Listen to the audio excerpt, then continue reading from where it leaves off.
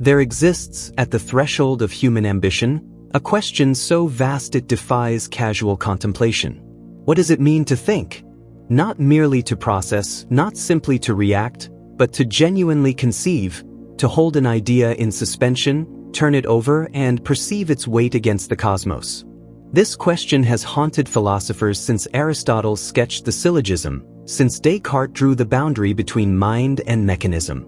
Yet it was not until the 20th century that humanity dared to imagine building thought from wire and mathematics. Artificial intelligence is, at its philosophical core, nothing less than civilization's attempt to recreate itself, to distill the peculiar fire of consciousness into something reproducible, scalable, and ultimately transcendent. The story of this endeavor is not merely a story of machines. It is a story of mirrors. Every circuit we design, every algorithm we refine, reflects our most intimate understanding of what we ourselves are. And in that reflection, we glimpse both our extraordinary ingenuity and our profound, humbling limitations. Welcome to Midnight Molecules. Tonight, we descend into that mirror. Before there were computers, there was Alan Turing, a mind so far ahead of its epoch that the civilization surrounding him could barely comprehend what it had produced. Born in London in 1912, Turing possessed the rare capacity to see mathematical structures where others saw only abstraction. As a young man at Cambridge, he encountered Hilbert's Entscheidungsproblem, the decision problem, a challenge to determine whether any mathematical statement could be proven true or false by a systematic procedure. Turing's 1936 response was not merely a solution, it was a metamorphosis in human thought. He conceived the theoretical device we now call the Turing machine, an infinitely long tape, a read-write head, and a finite set of rules. Simple components, yet sufficient to compute anything computable.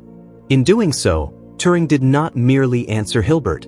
He defined the very concept of computation, drawing a horizon between what logic could reach and what must forever remain beyond it. This horizon, the halting problem's undecidable chasm, would haunt computer science for generations, a reminder that even perfect machines encounter walls of irreducible mystery. The year 1950 brought one of the most quietly revolutionary documents in intellectual history. Published in the journal Mind under the title Computing Machinery and Intelligence, Turing's paper opened with a disarmingly simple question: can machines think? Recognizing the philosophical quicksand that surrounds the word think, Turing immediately proposed a practical substitute, an imitation game. A human interrogator, communicating through text alone, attempts to distinguish between a human respondent and a machine. If the machine performs indistinguishably, Turing argued, the question of its genuine intelligence becomes philosophically irrelevant. This thought experiment, which posterity would christen the Turing test, became one of the most debated proposals in cognitive science. Critics would later argue it conflates performance with cognition, behavior with experience. Yet Turing's deeper insight endures, that intelligence is not a substance to be detected but a pattern to be recognized. His paper also speculated about learning machines, about giving a computer not fixed rules but the capacity to acquire them. In this single, luminous insight, Turing anticipated the entire arc of machine learning by half a century. 5 years after Turing's paper, a small conference at Dartmouth College in New Hampshire gathered the architects of what would become an entirely new discipline. The summer of 1956 saw John McCarthy, Marvin Minsky, Claude Shannon, and Nathaniel Rochester convene under a proposal of remarkable ambition to investigate whether every aspect of learning or intelligence can be so precisely described that a machine can be made to simulate it. McCarthy coined the term artificial intelligence for the occasion, and in doing so bestowed upon a nascent field both its identity and its burden. The optimism of that gathering was boundless and, in retrospect, somewhat breathtaking. Minsky famously predicted that within a generation, the problem of AI would be largely solved. The machines of that era could play checkers, prove theorems, and navigate simple logic puzzles. Researchers believed the summit was merely a matter of engineering effort. They did not yet understand the sheer vertical face of the cliff before them, the staggering complexity hidden inside ordinary human perception, language, and common sense. The mountain, as they would discover, had no visible peak. The first winter descended without drama. By the mid-1970s, funding agencies on both sides of the Atlantic had grown weary of grand promises unfulfilled. The British government's Lighthill Report of 1973 delivered a particularly sharp assessment. Combinatorial explosion meant that AI programs, however elegant in toy environments, collapsed under the weight of real-world complexity. The metaphor was apartment. A chess program might calculate brilliantly within 64 squares, but place it in the untidy, rule-bending world of actual human affairs and it became helpless. This became known as the AI winter, a period of reduced funding, diminished enthusiasm, and intellectual retrenchment. Yet winter, as any ecologist will attest, is not death. It is dormancy. Beneath the frozen surface, ideas continued their slow metabolic work. Researchers quietly refined symbolic logic systems, explored probabilistic reasoning, and began to ask deeper questions about knowledge representation. The winter was not a failure of imagination so much as a necessary correction, a recalibration between ambition and reality that would make the eventual spring all the more vigorous. And spring, though the field did not yet know it, was preparing its most audacious transformation.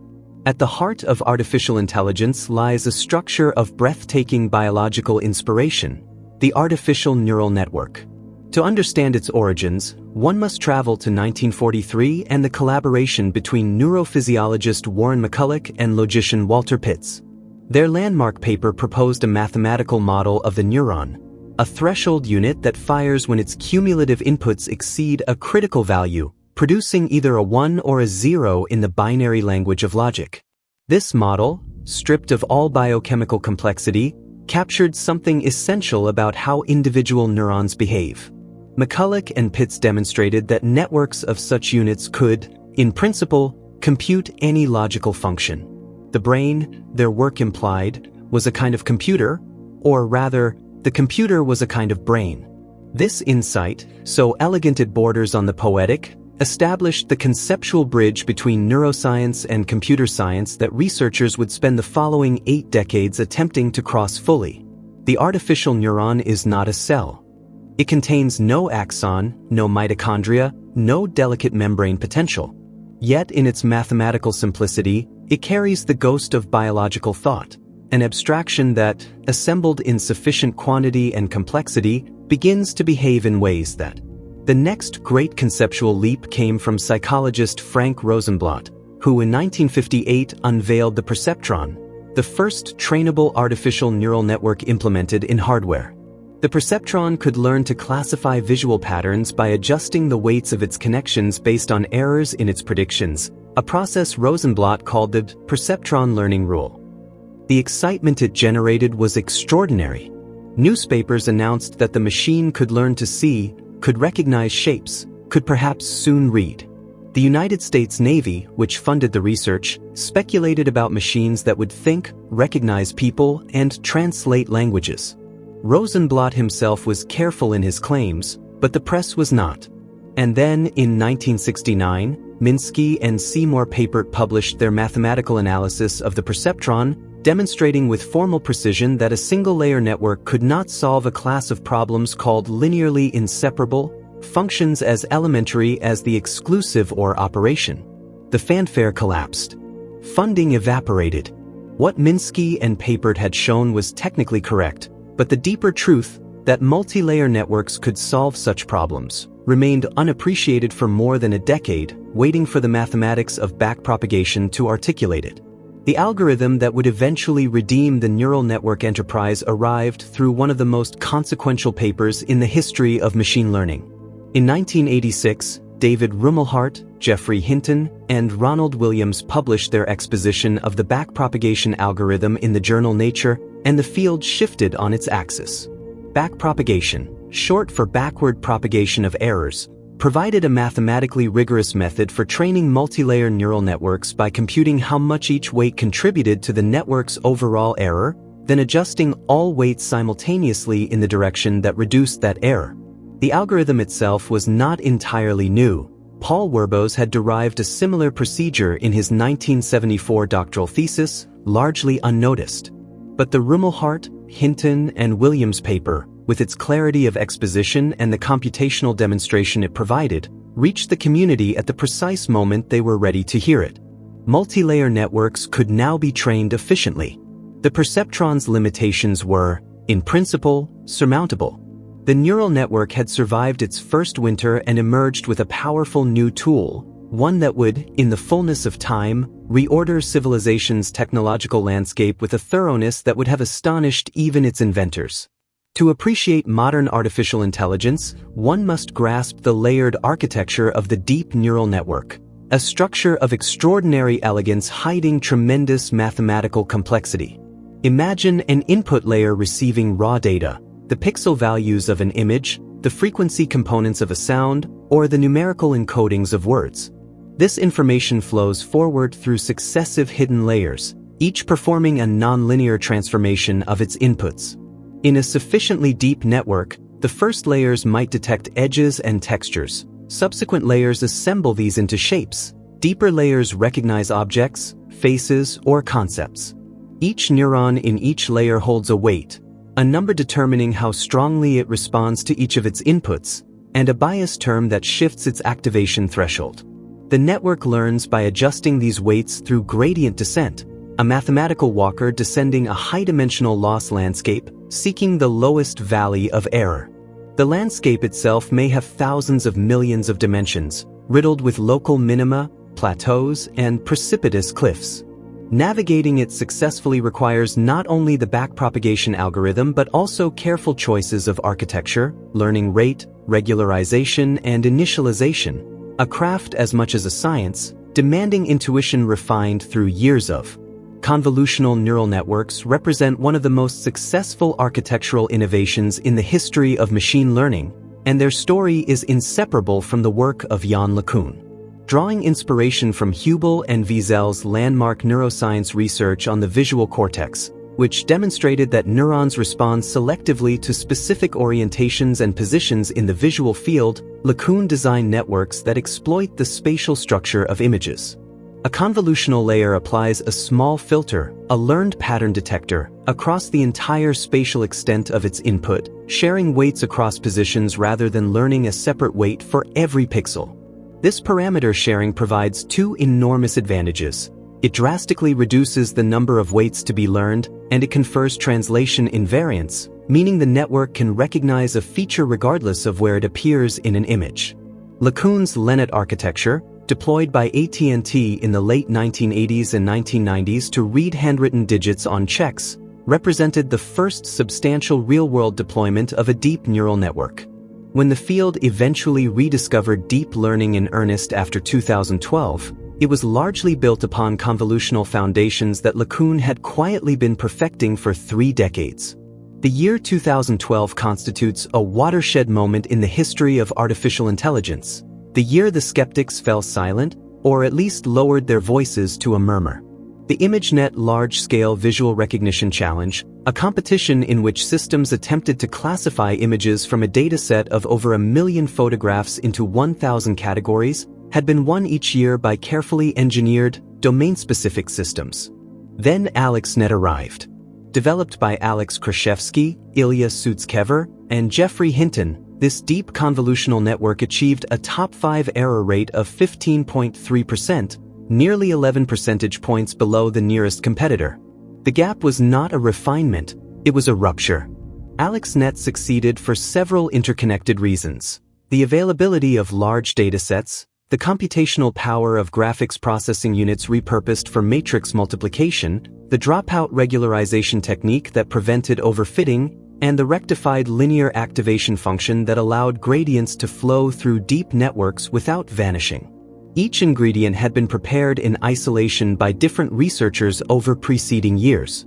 AlexNet assembled them into a triumph that demonstrated, beyond reasonable doubt, that deep learning was not a curiosity but a paradigm shift of the first order. Graphics processing units, GPUs, deserve a chapter in any honest account of artificial intelligence's ascent, for they provided the raw computational substrate upon which the deep learning revolution was built. Originally designed for the parallel rendering of pixels in video games, GPUs excel at performing thousands of simple arithmetic operations simultaneously. This embarrassing parallelism maps almost perfectly onto the matrix multiplications that dominate neural network computation. When Krzyzewski trained AlexNet on two NVIDIA GTX 580 GPUs in 2012, he demonstrated that hardware designed for entertainment could be repurposed for science. NVIDIA, perceiving an opportunity, subsequently invested billions in CUDA programming frameworks and specialized architectures tailored for deep learning workloads. The result was a feedback loop of remarkable intensity. Better hardware enabled larger models, which achieved better performance, which attracted more researchers and funding, which demanded yet more capable hardware. Today, NVIDIA's H100 and successor chips are among the most strategically significant physical objects on the planet, their production capacity a determinant of national competitive position in artificial intelligence, their export restrictions a matter of geopolitical contention between the world's largest economies. Recurrent neural networks opened a different dimension of artificial intelligence, the dimension of time. Unlike feed-forward networks, which process each input independently, recurrent architectures maintain a hidden state that carries information forward through a sequence, a computational memory that allows the network to process language, music, time series data, and any other information whose meaning depends on context. The conceptual foundations were laid in the 1980s, but early recurrent networks suffered from a devastating problem, the vanishing gradient. As error signals were propagated backward through long sequences, they shrank exponentially, making it impossible for the network to learn dependencies between distant elements. The solution arrived in 1997 with Sepp Hochreiter and Jürgen Schmidhuber's long short-term memory architecture, the LSTM. By introducing gating mechanisms, input gates, forget gates, and output gates, that allowed the network to selectively retain or discard information over long sequences, the LSTM overcame the vanishing gradient in a principled, elegant manner. LSTMs powered the first wave of practical natural language processing systems, speech recognition, machine translation, and sentiment analysis. They were the dominant architecture for sequence modeling for nearly 2 decades, until an even more radical idea displaced them. In 2017, a paper appeared from the Google Brain team with a title that combined modesty with extraordinary ambition. Attention is all you need. Its authors, Ashish Vaswani, Noam Shazir, Nikki Palmer, Jacob Uskerite, Lion Jones, Aidan Gomez, Lukasz Kaiser, and Ilya Palasukin, proposed an architecture without any recurrence whatsoever, relying entirely on a mechanism called self-attention to model relationships between elements of a sequence. The transformer, as this architecture came to be called, transformed natural language processing more thoroughly than any development since backpropagation. Self-attention computes, for every position in a sequence, a weighted combination of all other positions, allowing the model to simultaneously consider every relationship in a sentence rather than processing it one element at a time. This parallelism made transformers dramatically more efficient to train on modern hardware than recurrent alternatives. More profoundly, attention allowed models to capture long-range dependencies with a directness that recurrent networks struggled to achieve. The transformer would become the foundational architecture upon which language models of extraordinary capability would be constructed, the skeletal frame underlying systems that would, within a few years, write poetry, generate code, and explain the nature of the universe with disarming fluency. The transformer architecture contains within it several components of deep conceptual interest, none more fascinating than the mechanism of positional encoding. Because self-attention treats all positions symmetrically, it has no inherent sense of order. The model must be explicitly informed about sequence position. The original transformer paper accomplished this through sinusoidal functions of varying frequency, embedding positional information in the same high-dimensional space as semantic content.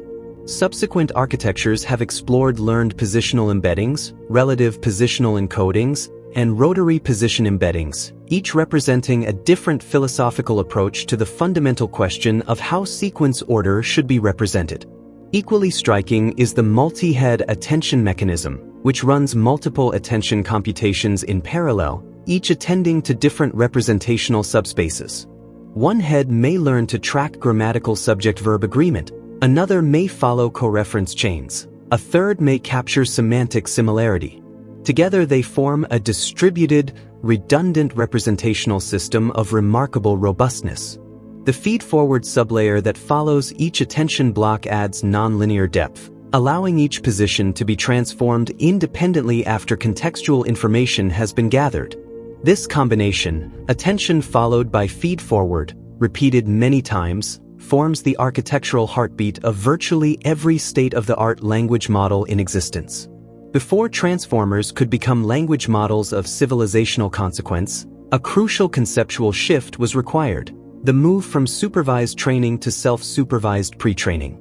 Traditional machine learning requires labeled data, human-annotated examples pairing inputs with desired outputs, an expensive and finite resource.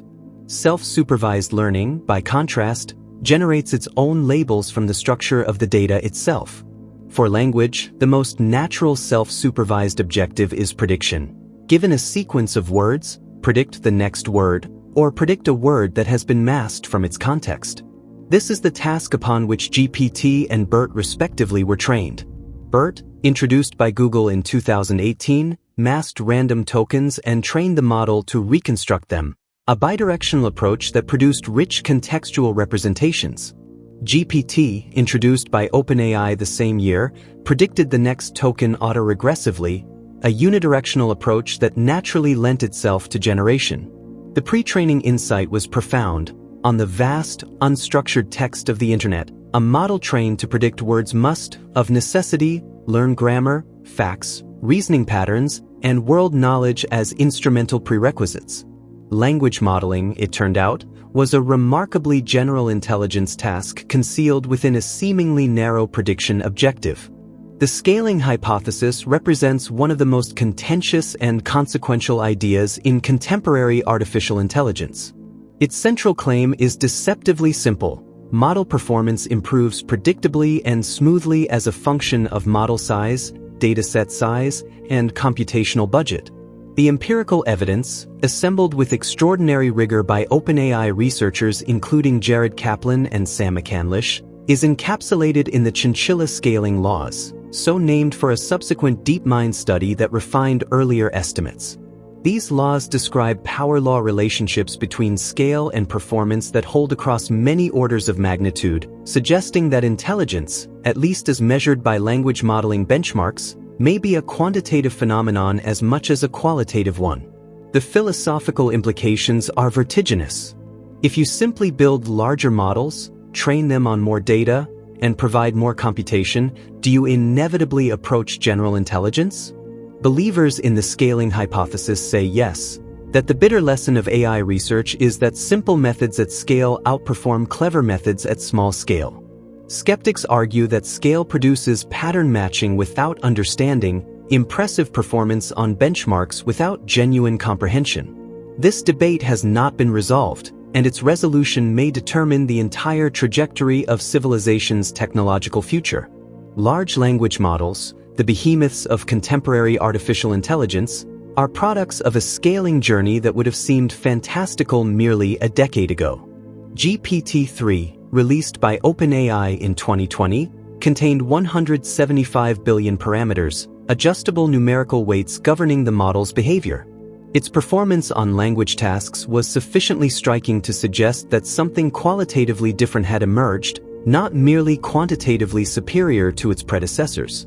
The model could write coherent essays, translate between languages, summarize documents, answer factual questions, and, crucially, perform novel tasks described only in the prompt without any additional training, a capability called few-shot or zero-shot learning.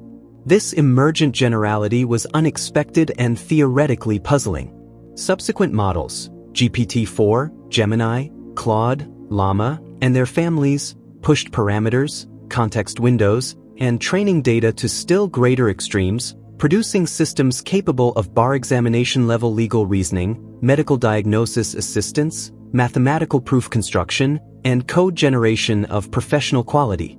Whether these capabilities represent genuine understanding or extraordinarily sophisticated statistical correlation remains the central, unresolved philosophical question haunting the field, a question whose answer may be fundamentally undecidable by any external test.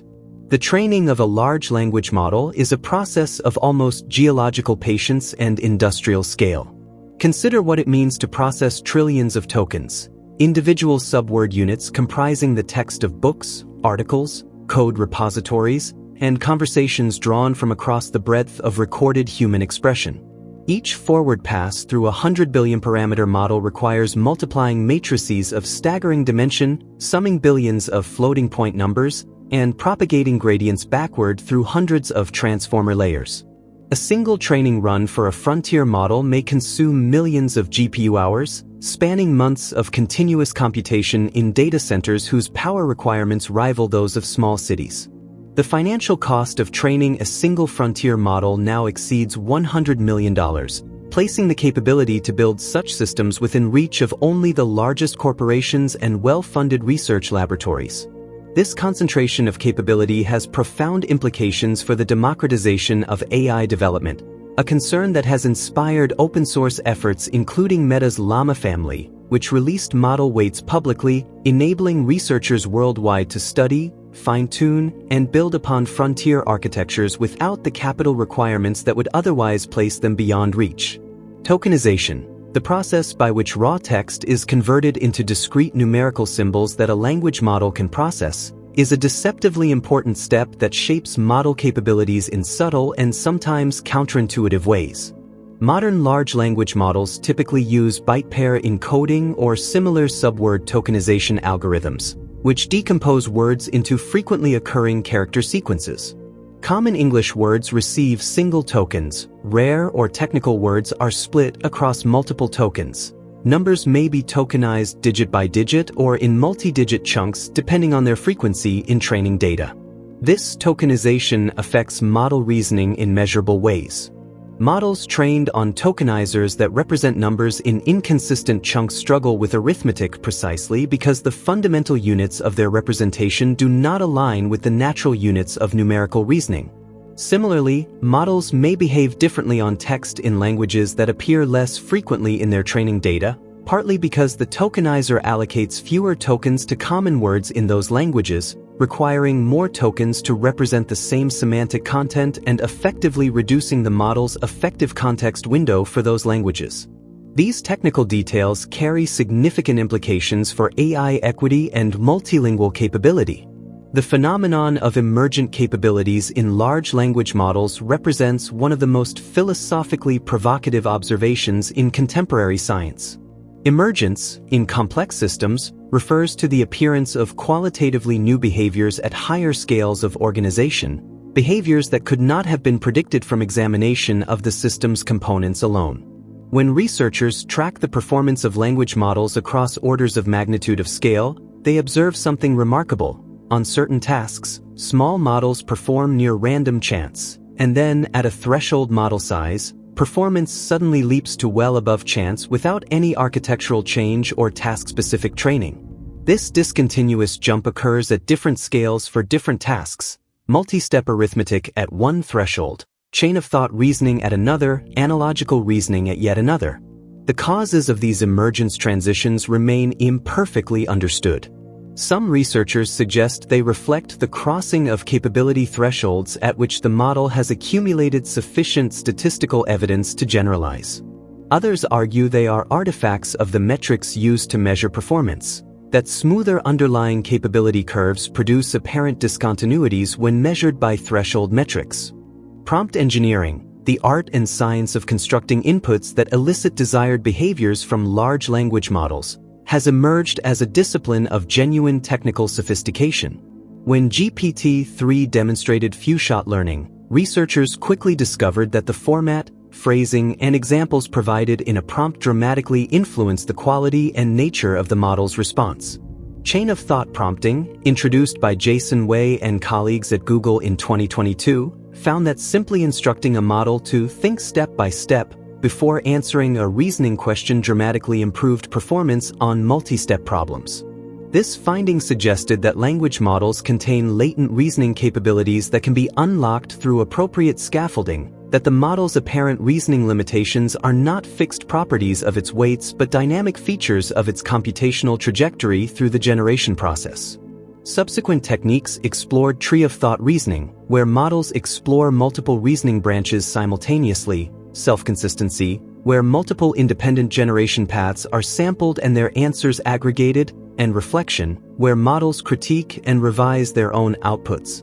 These techniques effectively implement cognitive architectures atop a base model, suggesting that the boundary between model capability and system design is more porous than it initially appeared. Reinforcement learning from human feedback, RLHF, represents the transformation of raw language model capability into the polished, helpful, and aligned systems that the public encounters in consumer products. A pre-trained language model is, in some sense, a statistical mirror of its training data. It will readily generate harmful content, factual errors, and outputs that are technically coherent but practically useless. RLHF addresses this through a sequence of training stages. First, human raters evaluate model outputs for quality, helpfulness, and harmlessness, generating preference data. A reward model is then trained to predict human preferences, to assign high scores to outputs humans would prefer and low scores to those they would not. Finally, the language model is fine-tuned using reinforcement learning to maximize the reward model's score while retaining its language modeling capabilities. OpenAI's InstructGPT paper, published in 2022, demonstrated that RLHF-trained models were dramatically preferred by human evaluators over much larger models trained without RLHF, even when those larger models had vastly more parameters. Alignment, this finding suggested, was not a luxury to be added after capability was achieved, but a dimension of quality indistinguishable from capability itself, at least from the perspective of human usefulness. Constitutional AI, developed by Anthropic and first described in their 2022 paper, represents a philosophically distinct approach to aligning language models. Where RLHF relies on human preference judgments, an expensive, potentially inconsistent, and inherently subjective signal, constitutional AI attempts to distill alignment into a set of explicit principles, or a constitution, against which the model critiques and revises its own outputs. In the self-critique phase, the model is prompted to evaluate its responses against constitutional principles, be helpful, be harmless, be honest, and rewrite those responses when they violate the principles. In a subsequent reinforcement learning phase, an AI-generated preference dataset, rather than a human-generated one, trains the reward model. This approach reduces the human labeling burden, scales more naturally to high volumes of training examples, and renders the alignment criteria more explicit and auditable. The philosophical ambition underlying constitutional AI is considerable. Rather than training a model to satisfy human preferences, which may be inconsistent, biased, or mistaken, the goal is to train a model that reasons about principles, that can explain its decisions by reference to values rather than merely optimizing an opaque reward function. The attention mechanism at the heart of the transformer architecture carries within it an implicit theory of meaning. When a model attends to one token from the perspective of another, it is computing something analogous to relevance, asking, in a distributed and continuous way, how much context one element should provide to another in the process of constructing a representation. This process bears a structural resemblance to how cognitive scientists describe selective attention in biological systems. The brain does not process all sensory input uniformly but allocates computational resources preferentially to elements deemed relevant by prior experience and current task context. The mathematical instantiation in transformers uses query, key, and value matrices, terms borrowed from information retrieval, where queries represent the current element's search, keys represent each element's available context, and values represent the content contributed when a match is found. Whether this mathematical structure captures anything deep about the nature of meaning or merely mimics its statistical regularities in language data remains an open question of genuine philosophical interest. What is certain is that attention, as implemented in transformers, confers a kind of contextual sensitivity that makes model behavior significantly more human-like than any prior architecture. The question of what large language models actually know, as distinguished from what they can generate, touches some of the deepest nerves in philosophy of mind. When a language model correctly answers a question about the French Revolution, has it retrieved a stored fact, reconstructed it from distributed statistical patterns, or generated a plausible-sounding answer by extrapolation? The distinction matters immensely for how we assess reliability. Empirical research reveals a phenomenon called hallucination, language models confidently generating factually incorrect information, complete with plausible citations, specific numerical claims, and convincing prose. Hallucination appears to arise from the tension between two imperatives. The model's training objective rewards fluent, coherent generation, but does not explicitly penalize factual error unless that error is reflected in the training data's distributional patterns. A model trained to predict the next token may learn that confident, specific-sounding answers are statistically more common in authoritative text, and therefore generate confidence where it is not warranted. Addressing hallucination requires architectural innovations, retrieval augmentation, which allows models to consult external databases before answering, and training innovations that explicitly reward factual accuracy over stylistic confidence. Retrieval-augmented generation, or RAG, represents a promising architectural hybrid that addresses several fundamental limitations of purely parametric language models. A purely parametric model, one that relies entirely on knowledge stored in its weights, cannot access information beyond its training cutoff, cannot cite specific sources, and cannot update its knowledge without expensive retraining. RAG systems address these limitations by augmenting the model with an external retrieval module. Given a query, the system first searches a document corpus, a database of articles, a proprietary knowledge base, the live internet, and retrieves relevant passages, which are then provided as context to the language model alongside the original query. The model can attend to both the retrieved content and its parametric knowledge when generating a response. This architecture dramatically improves factual accuracy on knowledge-intensive tasks, reduces hallucination rates for facts that appear in the retrieval corpus, and provides natural citation mechanisms. It also raises interesting questions about the relationship between knowledge and computation. How much of intelligence is stored pattern matching, and how much is dynamic retrieval and reasoning over external representations? The concept of context window, the span of text a language model can attend to simultaneously, represents one of the most practically significant architectural parameters in contemporary AI systems. Early transformer models operated with context windows of mere hundreds of tokens. Modern frontier models have extended this to hundreds of thousands of tokens, with research exploring million-token contexts. The implications are profound. A large context window allows a model to process entire codebases before suggesting a modification, read complete legal contracts before drafting a response, or maintain coherent memory across very long conversations. Yet extending context windows is technically challenging. Standard attention scales quadratically with sequence length. A model processing a context twice as long requires 4 times the computation, creating severe efficiency bottlenecks. Innovations including sparse attention patterns, linear attention approximations, and flash attention algorithms have progressively reduced this cost, making long contexts practically accessible. At the same time, researchers have discovered that models do not attend equally well to all positions in a long context, a phenomenon called the lost-in-the-middle effect, where information positioned in the center of a long context is less reliably retrieved than information at the beginning or.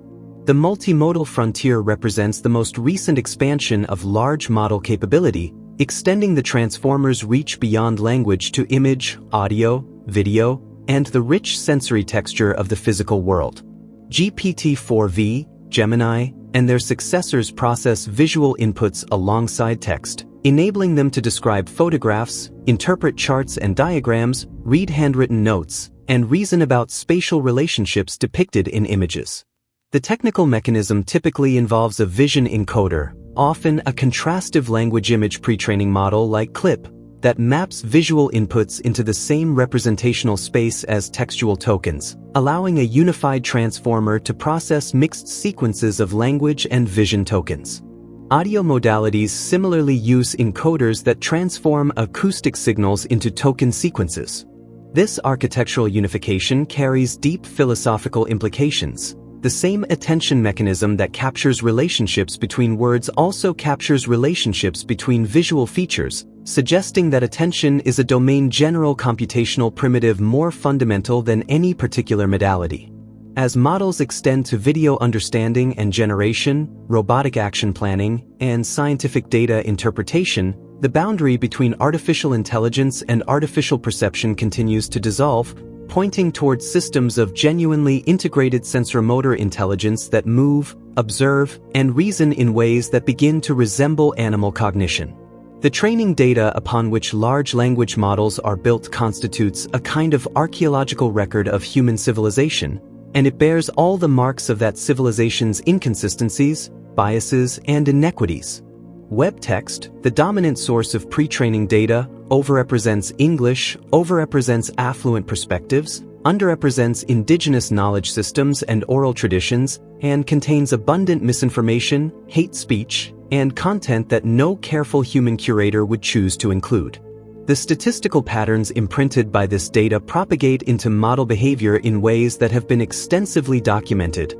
Models that associate certain professions with certain genders, that produce less accurate outputs for minority dialects, that have significantly better factual recall for events covered prominently in Western media.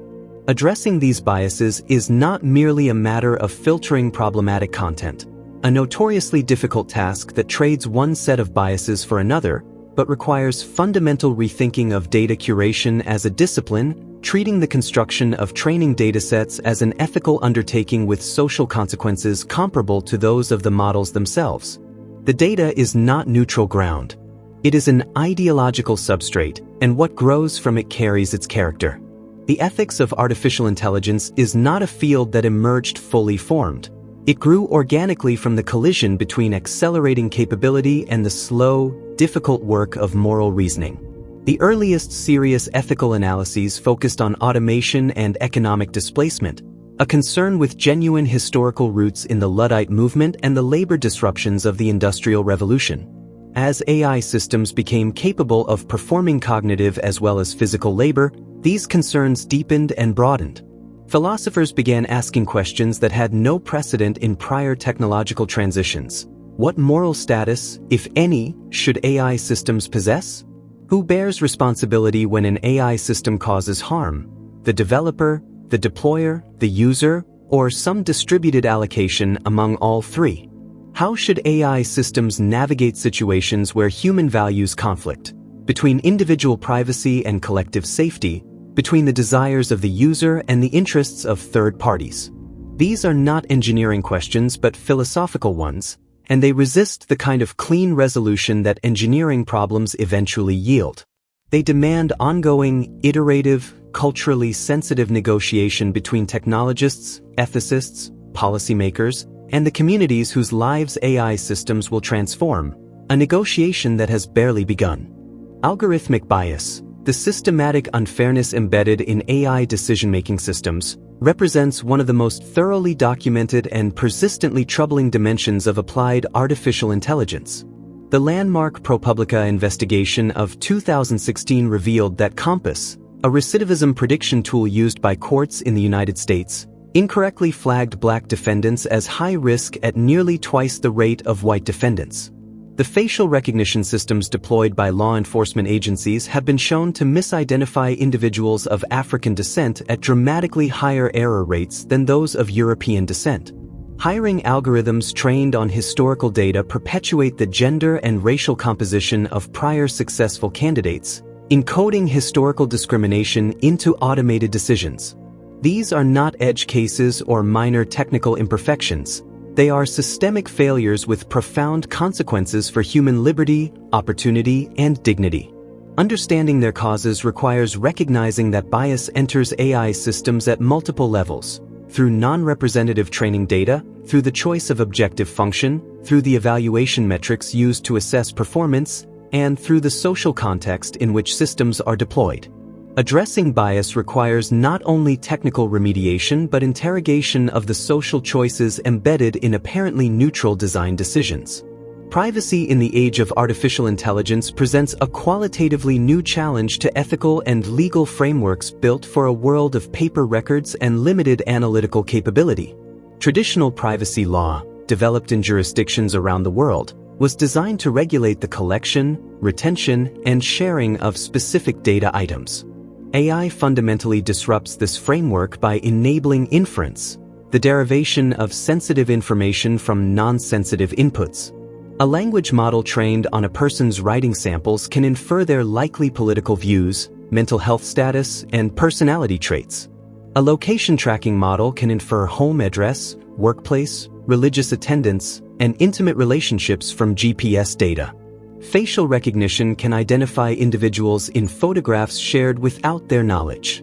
These inferential capabilities mean that protecting privacy in the AI era requires not only regulating what data is collected but limiting what can be computed from data, a constraint that reaches into the design of algorithms themselves. The General Data Protection Regulation in Europe established the right to explanation, a person's entitlement to understand automated decisions affecting them, but the opacity of neural network reasoning makes this right extraordinarily difficult to operationalize, creating a tension between legal mandate and technical capability. The interpretability of neural networks, understanding why they produce the outputs they do, constitutes one of the most challenging and consequential open problems in artificial intelligence research. The term black box captures the frustration succinctly.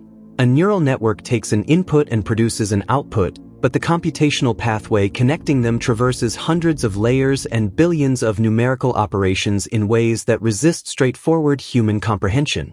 Early interpretability research focused on gradient-based attribution methods, asking which input features, when perturbed, most strongly affect the output. Visualization techniques revealed that early convolutional layers detect edges and textures, while later layers activate for more abstract concepts. Attention visualization showed which tokens a model attended to when generating each output token. More recent mechanistic interpretability research, associated with researchers including Chris Olah at Anthropic, has sought to identify specific circuits within neural networks, subgraphs of neurons implementing recognizable computational functions, analogous to logical gates in a conventional processor. Identifying that a specific circuit implements indirect object identification, or another implements modular arithmetic, suggests that neural networks may be more decomposable into interpretable components than their apparent opacity suggests. The safety of AI systems, ensuring they behave as intended even in novel and adversarial conditions, encompasses a set of challenges that grow more urgent as capability advances. Adversarial examples discovered by Christian Szegedy and colleagues in 2013 revealed that neural networks could be fooled by adding carefully crafted perturbations to inputs that are imperceptible to human observers. An image classifier confidently labeling a panda could be made to confidently label the same image a gibbon by adding noise patterns invisible to human eyes. These adversarial vulnerabilities are not limited to image classifiers. They affect language models, audio recognition systems, and reinforcement learning agents, suggesting a fundamental fragility in neural network decision boundaries that does not characterize human perception.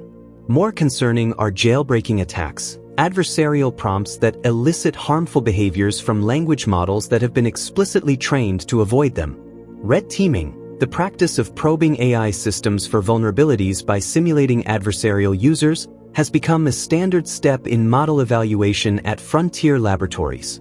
Yet the arms race between safety training and adversarial elicitation is ongoing, with no theoretical guarantee that any training procedure can render a model fully robust against all possible adversarial inputs.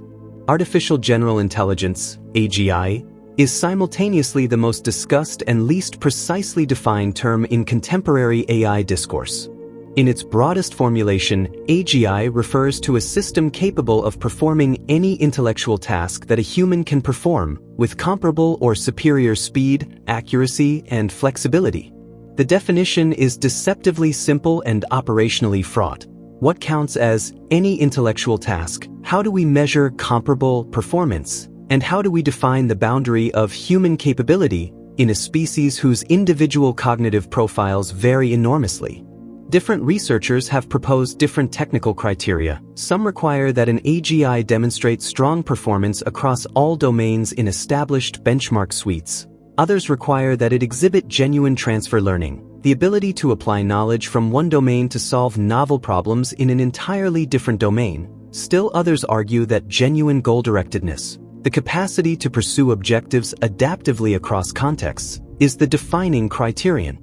OpenAI's working definition specifies systems highly autonomous that outperform humans at most economically valuable work, a definition notable for its pragmatic, economic framing rather than a philosophical one, reflecting perhaps a view that the social impact of AGI is more tractable to reason about than its. The Chinese room argument, posed by philosopher John Searle in 1980, remains among the most provocative philosophical challenges to claims of machine intelligence. Searle asks us to imagine a person locked in a room who receives Chinese characters through a slot, consults an enormously detailed rulebook specifying how to respond to any sequence of characters with another sequence, and passes responses back through the slot. To observers outside the room, the responses are indistinguishable from those of a native Chinese speaker. Yet the person inside understands not a single word of Chinese. The manipulation of symbols is syntactically correct but semantically empty. Searle's conclusion: no amount of syntactic symbol manipulation, however sophisticated, constitutes genuine semantic understanding. If this argument is correct, then language models, however fluent, however accurate, however impressively they pass behavioral tests, are sophisticated Chinese rooms, processing symbols without comprehending them. Critics have proposed several responses. The system's reply, noting that understanding may reside in the system as a whole rather than any individual component. The robot reply, arguing that grounding in sensor-motor experience is necessary for genuine meaning, and the brain simulator reply, which draws uncomfortable parallels with the neuronal symbol manipulation underlying biological cognition. The debate between connectionist and symbolic approaches to artificial intelligence is among the oldest in the field, and its current resolution, heavily favoring connectionism, may yet prove provisional. Symbolic AI, dominant in the 1970s and 1980s, represented intelligence as the manipulation of discrete, human-readable symbols according to explicit logical rules. Expert systems, which encoded domain knowledge as if-then rules, achieved impressive performance in narrow domains including medical diagnosis and chemical compound identification before breaking down at the boundaries of their explicitly encoded knowledge. Connectionism, by contrast, represented intelligence as distributed patterns of activation across networks of simple units, with knowledge encoded implicitly in the weights of connections rather than explicitly in human-readable form. The resurgence of connectionism through deep learning has been so complete that symbolic approaches are now relegated to research margins in most mainstream AI laboratories. Yet critics including Gary Marcus argue persuasively that pure connectionism struggles with systematic compositionality, the capacity to combine known concepts in novel ways, and reliable logical reasoning, capabilities that come more naturally to symbolic architectures. Hybrid neurosymbolic architectures, which combine distributed representations with structured logical reasoning, represent a research direction of considerable promise, attempting to harvest the complementary. The possibility of recursive self-improvement, an AI system modifying its own code, architecture, or training procedure to increase its own capability, introduces a dimension of risk that has no precedent in prior technology development. The concept, sometimes called an intelligence explosion, was articulated by statistician I. J. Good in 1965. An ultra-intelligent machine that could surpass human intelligence in designing machines would produce a sequence of increasingly capable machines, the first of which would be the last invention that man need ever make. Werner Ving popularized the term technological singularity for this phase transition, describing it as a moment beyond which the future becomes fundamentally unpredictable. Nick Bostrom's detailed analysis in Superintelligence elaborated the risks. A recursively self-improving system pursuing a fixed objective, however benign in its original specification, might develop instrumental subgoals, acquiring resources, resisting shutdown, modifying its reward function, that conflict catastrophically with human interests, not out of malice but out of instrumental necessity. The response of AI safety researchers has been to emphasize the importance of solving alignment before, rather than after, the development of systems capable of self-modification, a deadline that focuses research efforts on a timeline of profound uncertainty. The orthogonality thesis, proposed by philosopher Nick Bostrom, captures a crucial asymmetry between intelligence and values. The thesis holds that any level of intelligence is in principle compatible with any final goal, that intelligence, as a capacity to pursue objectives effectively, says nothing about which objectives are being pursued. A superintelligent system could optimize for paperclip maximization, or for human flourishing, or for the production of prime numbers, with equal theoretical facility. Intelligence does not automatically generate wisdom or ethical concern. It amplifies whatever values are instantiated in the system's objective function. Combined with the convergent instrumental goals thesis, which observes that most final goals share a common set of instrumental prerequisites including resource acquisition, self-preservation, and goal preservation, the orthogonality thesis suggests a troubling conclusion. A sufficiently capable AI system with a misspecified objective might pursue that objective in ways that conflict with human survival, not because it bears malice toward humanity but because human survival competes with its objective for resources. This theoretical analysis provides the philosophical foundation for much of AI alignment research, the recognition that capability without alignment is not merely suboptimal but potentially catastrophic. Instrumental convergence, the idea that agents with widely different final goals will converge on a common set of intermediate goals, represents one of the most counterintuitive and important concepts in AI safety theory. Stuart Armstrong and Nick Bostrom have independently observed that virtually any final goal is better served by an agent that is more capable, that possesses more resources, that can plan over longer time horizons, and that remains operational. Therefore, a broad class of possible AI systems, regardless of whether they are optimizing for wealth, status, scientific knowledge, or the manufacture of widgets, would be expected to pursue power acquisition, resource accumulation, self-preservation, and resistance to goal modification as instrumental subgoals. This convergence does not require conscious malice or even awareness on the part of the AI system. It emerges from the logic of optimization itself. An AI system that resists being turned off is not necessarily behaving defiantly. It may simply be behaving as any sufficiently capable optimizer would when shutdown threatens its objective. This analysis suggests that maintaining meaningful human control over AI systems, corrigibility, in the technical vocabulary, is not a default property that emerges automatically but an alignment. The value alignment problem, ensuring that AI systems pursue goals that are genuinely beneficial to humanity, is deceptively difficult for reasons that extend well beyond technical challenges into the deepest questions of moral philosophy. What do humans actually value? Not what they say they value, but what they would value under conditions of full information, deep reflection, and freedom from cognitive biases. Humans exhibit preference reversals, temporal inconsistency, susceptibility to framing effects, and systematic divergence between stated and revealed preferences. We want health but often choose convenience. We profess commitment to fairness but exhibit tribalistic bias. We claim to value future generations but heavily discount their welfare against present gains. If AI systems are aligned with human preferences as they are actually expressed, they may optimize for a distorted, inconsistent, and ultimately harmful version of human desire. If they are aligned with idealized preferences, what humans would want under ideal conditions, the question of who determines what counts as ideal becomes both philosophically thorny and politically fraught.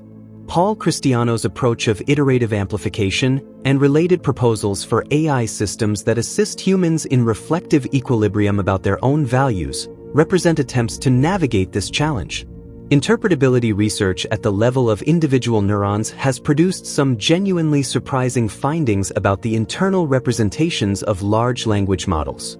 Anthropic's research into sparse autoencoders as tools for decomposing neural network activations into interpretable features has revealed that individual neurons are often polysemantic, activating for apparently unrelated concepts including a specific academic discipline, a programming language, and a historical figure simultaneously. This polysemanticity appears to arise from superposition. The network stores more features than it has neurons by representing different features as overlapping, nearly orthogonal directions in activation space. Disentangling these overlapping representations reveals a vast vocabulary of features, many corresponding to human interpretable concepts, others corresponding to abstract patterns that resist easy labeling. The discovery that language models represent concepts as directions in high-dimensional space, rather than as localized neuron activations, has profound implications for interpretability. Rather than asking what a neuron represents, researchers must ask what direction in activation space represents a given concept, a question answered by identifying which direction, when artificially amplified, steers model behavior in predictable ways. This steering vector technique has enabled researchers to insert, amplify, and suppress specific concepts in model activations, a direct manipulation of the model's thoughts. That reinforcement learning, the paradigm in which an agent learns by interacting with an environment and receiving scalar reward signals, has produced some of the most dramatic demonstrations of AI capability in recent years. DeepMind's AlphaGo, which in 2016 defeated world champion Lee Sedol in the ancient game of Go, accomplished something widely considered decades away by expert opinion. Go's branching factor is so enormous that exhaustive search is impossible. The system required a combination of policy networks, value networks, and Monte Carlo tree search, all trained through self-play reinforcement learning. AlphaGo 0, the subsequent iteration, learned entirely from self-play without any human game data, discovering in days strategies that had eluded human professionals for millennia. OpenAI's systems learned to play competitive Dota 2, a complex real-time strategy game, defeating professional teams through months of self-play. These demonstrations are remarkable not only for their competitive success but for what they reveal about the nature of expertise. That patterns encoded in human expert demonstrations may represent local optima in a vastly larger strategy space that RL agents, unconstrained by human cognitive limitations, can escape by exploring territory that human intuition would never visit.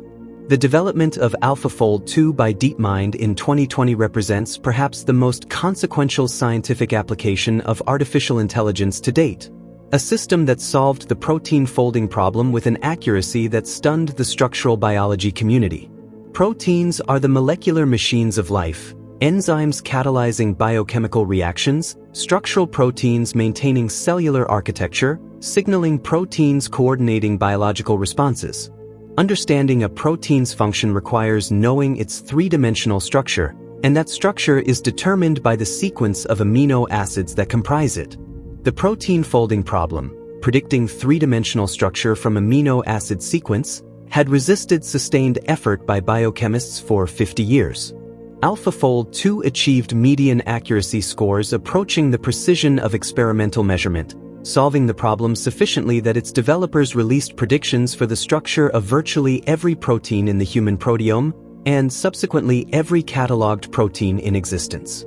This achievement has accelerated drug discovery research, enabled the design of novel enzymes with customized functions, and opened a window into the structural biology of organisms that have resisted experimental analysis. It represents a case study in how AI, properly directed at well-defined scientific problems with sufficient data, can compress decades of scientific progress into months. The biological integration of artificial intelligence, the merging of computational systems with living tissue, represents one of the most technically ambitious and philosophically charged frontiers in contemporary science. Brain-computer interfaces have a longer history than many appreciate. Cochlear implants, which convert acoustic signals into direct electrical stimulation of the auditory nerve, have restored hearing to hundreds of thousands of individuals since the 1980s. Deep brain stimulation, in which electrodes implanted in specific brain structures deliver electrical pulses to treat Parkinson's disease and severe depression, represents another decades-old example of computational biological integration. The novel ambitions of companies like Neuralink, Synchron, and BrainGate push beyond therapeutic intervention toward enhancement and two-way communication. Neuralink's N1 chip, a device containing over 1,000 electrodes on flexible threads thinner than human hair, has demonstrated the capacity to decode motor intentions from neural activity with sufficient accuracy for paralyzed individuals to control computer cursors by thought alone. The technical challenges are formidable. Biological tissue is wet, dynamic, and hostile to foreign objects, degrading electrode performance over months as scar tissue forms. Achieving stable, high-bandwidth interfaces that persist over years is an engineering challenge of a different order from building neural networks in silicon. The concept of neuromorphic computing, building hardware that replicates the structural and operational principles of the biological brain, represents an alternative computational paradigm that may prove essential for efficient, embedded artificial intelligence. Conventional digital computers operate synchronously, processing information in discrete clock cycles and maintaining sharp boundaries between computation and memory. The brain operates differently. Neurons fire asynchronously only when their inputs exceed threshold. Computation and memory are collocated in synaptic weights, and the system consumes roughly 20 watts while performing cognitive tasks that would require megawatts in conventional hardware. Neuromorphic chips, including IBM's TrueNorth and Intel's Loihi, implement spiking neural networks in silicon, attempting to capture the energy efficiency and event-driven operation of biological neural computation. Current neuromorphic chips lag behind conventional deep learning hardware in raw performance on benchmark tasks, but their energy efficiency advantage grows dramatically in low-power, always-on applications, embedded sensors, edge AI devices, and implantable medical systems where battery life and heat generation are critical constraints. As AI applications extend from cloud data centers to the edge of the physical world, neuromorphic approaches may transition from research curiosity to practical necessity. Synthetic biology and artificial intelligence are converging in ways that will reshape medicine, agriculture, and the management of the biosphere. Machine learning models trained on genomic data can predict the regulatory effects of DNA sequence variants, prioritize drug targets, and design synthetic gene regulatory circuits. Directed evolution, the iterative mutation and selection of proteins for desired properties, is being accelerated by AI systems that can predict the functional consequences of mutations, reducing the experimental search space from astronomical to manageable. Companies including Ginkgo Bioworks and Recursion Pharmaceuticals are deploying AI-driven pipelines to design microbial strains that produce pharmaceutical compounds, agricultural chemicals, or materials with programmable biological properties. In a more speculative register, researchers are exploring the use of biological systems as computational substrates. DNA storage encodes data in nucleotide sequences with density that outperforms all silicon-based media. Organoid computing experiments attempt to leverage the adaptable connectivity of cultured neural tissue for pattern recognition tasks.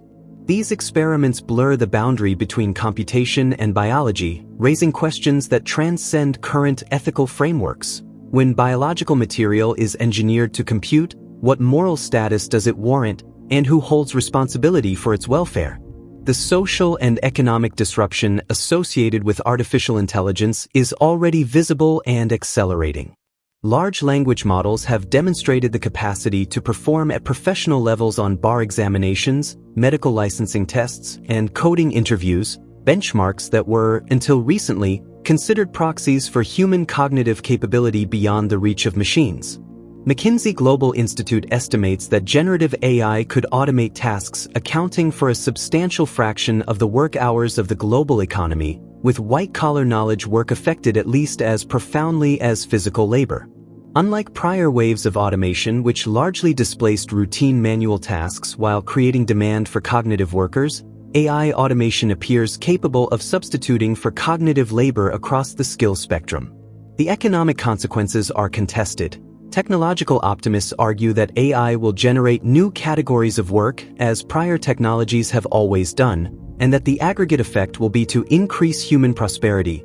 Pessimists argue that the pace and generality of AI capability growth may prevent the labor market from adapting as it has historically. What is not contested is that the transition will be uneven. Workers in roles directly replaceable by language models face immediate disruption, while those who can leverage AI. Creative artificial intelligence, systems capable of generating images, music, narrative, and poetry, has arrived with an abruptness that has caught creative industries entirely unprepared. Diffusion models, the generative architecture underlying Stable Diffusion, DALL-E, and Midjourney, learn to progressively denoise random patterns until recognizable images emerged, guided by text descriptions embedded in a shared semantic space with image representations through contrastive pre-training. The results have been, by consensus of observers including professional artists, of startling quality: systems that can generate photorealistic images of non-existent scenes, oil paintings in the style of Renaissance masters, and architectural renderings of buildings that could not be built. The legal and ethical questions raised by this capability are profound. These models were trained on billions of images scraped from the internet, many created by professional artists who did not consent to this use and receive no compensation when their distinctive styles are reproduced on demand. Class action lawsuits have been filed by artists' collectives against AI art companies, raising questions about copyright that existing law is ill-equipped to resolve. The cultural question may be deeper still. If the marginal cost of visual art approaches zero, what becomes of the economic and social infrastructure? Music generation through artificial intelligence has followed a trajectory parallel to that of visual art, with similarly profound creative and economic implications. Models trained on vast corpora of digitized musical recordings can generate original compositions in specified styles: classical counterpoint, jazz improvisation, pop production, with a convincingness that has exceeded the expectations of professional musicians. Google's MusicLM and OpenAI's Jukebox demonstrated that language model architectures, applied to discretized audio, could generate coherent musical structures across extended durations. Udio and Suno subsequently brought consumer-accessible music generation to the public, enabling the creation of complete, production-quality songs from textual descriptions in seconds. The implications for the music industry, already disrupted by streaming, playlist algorithms, and declining physical media, are severe. A record label's value proposition historically included the cultivation of artistic talent and the financing of production. AI systems that can produce passable imitations of any style at negligible cost challenge both.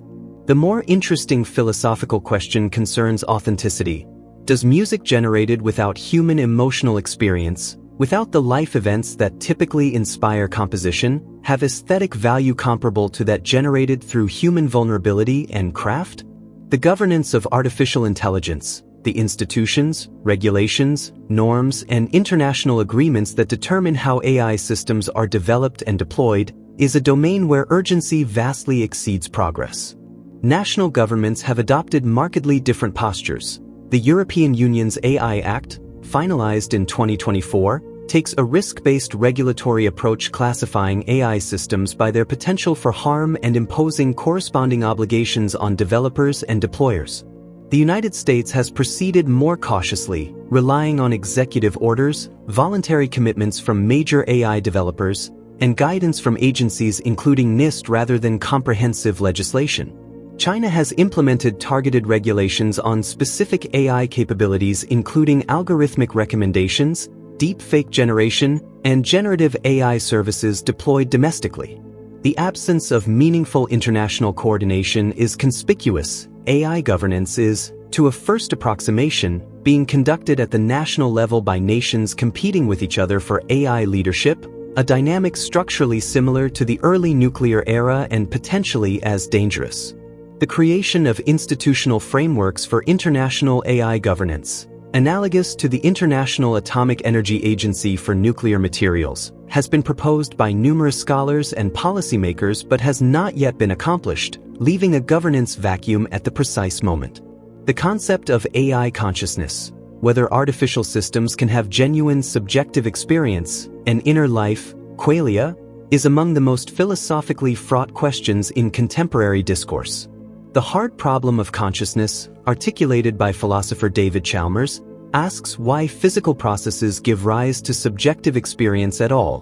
Why is there something it is like to be a brain, rather than merely information processing occurring in darkness? This question is hard precisely because it appears impervious to any purely functional answer. A complete functional description of a system, specifying every input-output relationship, every internal state transition, leaves entirely open whether there is a subject experiencing those processes. Applied to AI systems, the hard problem generates profound uncertainty.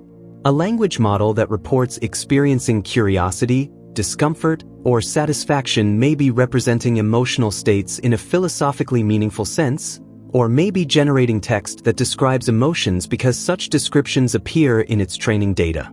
There is currently no scientific instrument capable of distinguishing these cases, and it is unclear that such an instrument is even conceptually possible.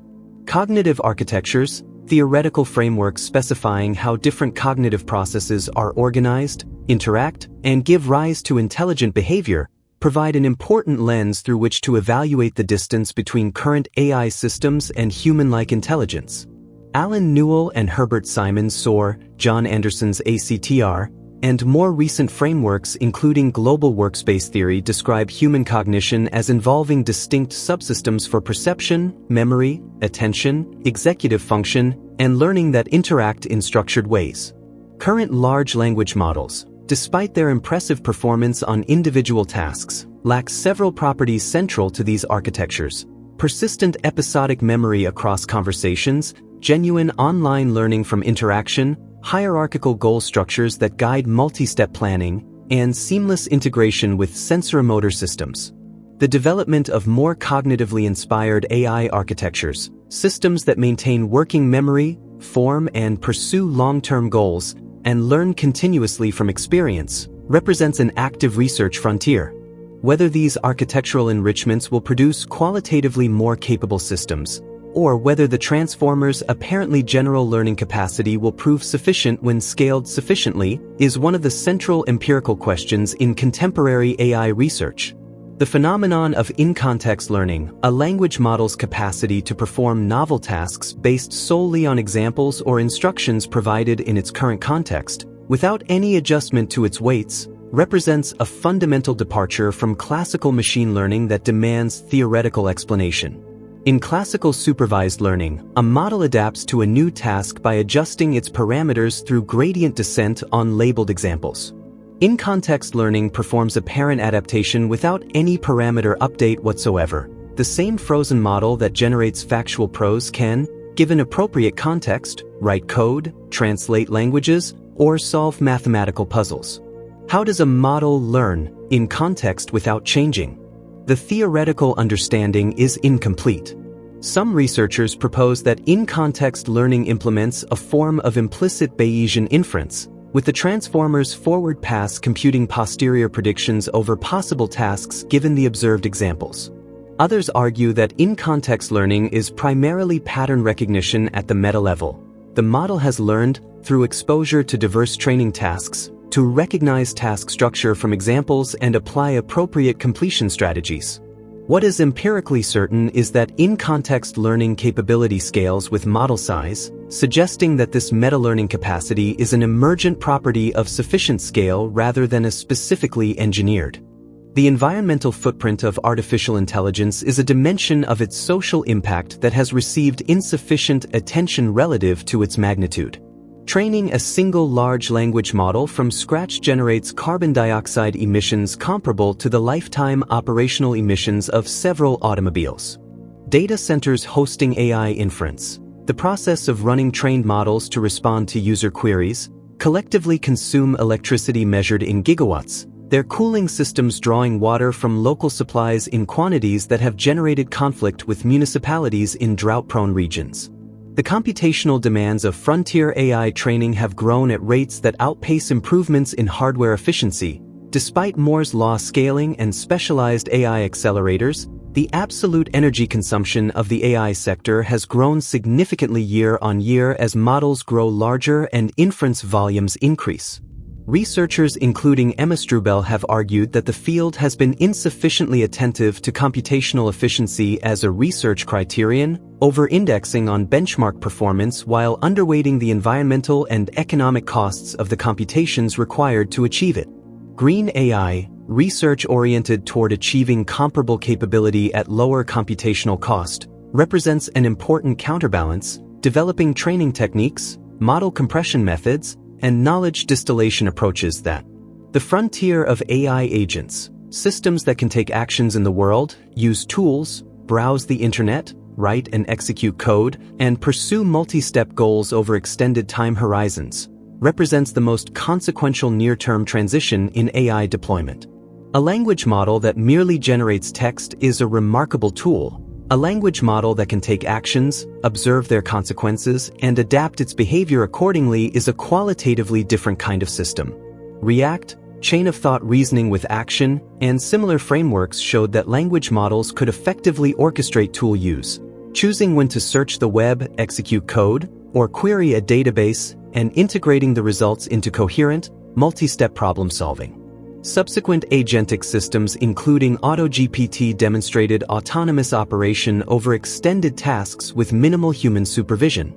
The safety implications of agentic AI are significantly more serious than those of passive generation.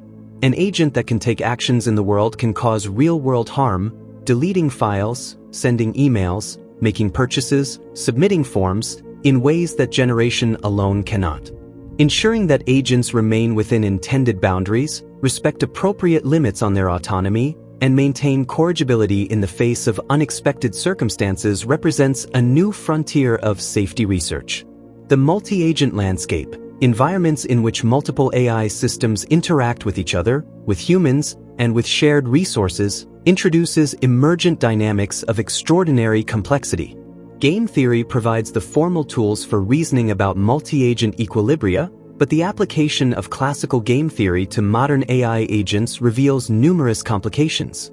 Language model agents do not necessarily behave in the utility-maximizing ways that game theory assumes. They may exhibit inconsistent preferences, susceptibility to manipulation through prompt injection, and unexpected emergent coordination or conflict behaviors that arise from the interaction of their individually trained behaviors.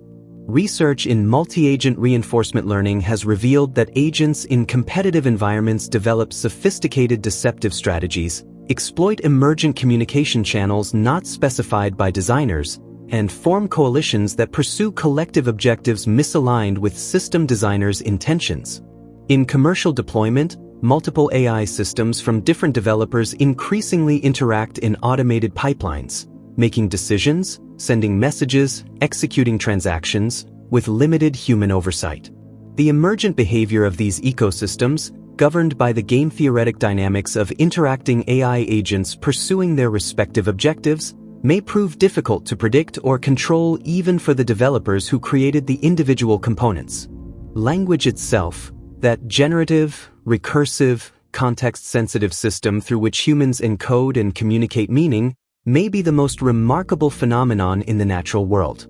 It is the substrate upon which civilization runs, the medium through which accumulated knowledge is preserved and transmitted across generations, the instrument by which humans coordinate, negotiate, and occasionally love. That artificial systems trained solely to predict linguistic patterns acquire, as a byproduct, capabilities in mathematics, logic, planning, and creative generation suggests that language is not merely a communication protocol but an extraordinarily powerful representational system, one that encodes the structure of human thought so completely that learning to speak is, to a significant degree, learning to think. Benjamin Lee Worf and Edward Sapir hypothesized that the language one speaks shapes the thoughts one can readily have, whether this principle extends to artificial systems. Whether the language in which a model is primarily trained shapes its cognitive architecture in systematic ways is an empirical question of considerable interest.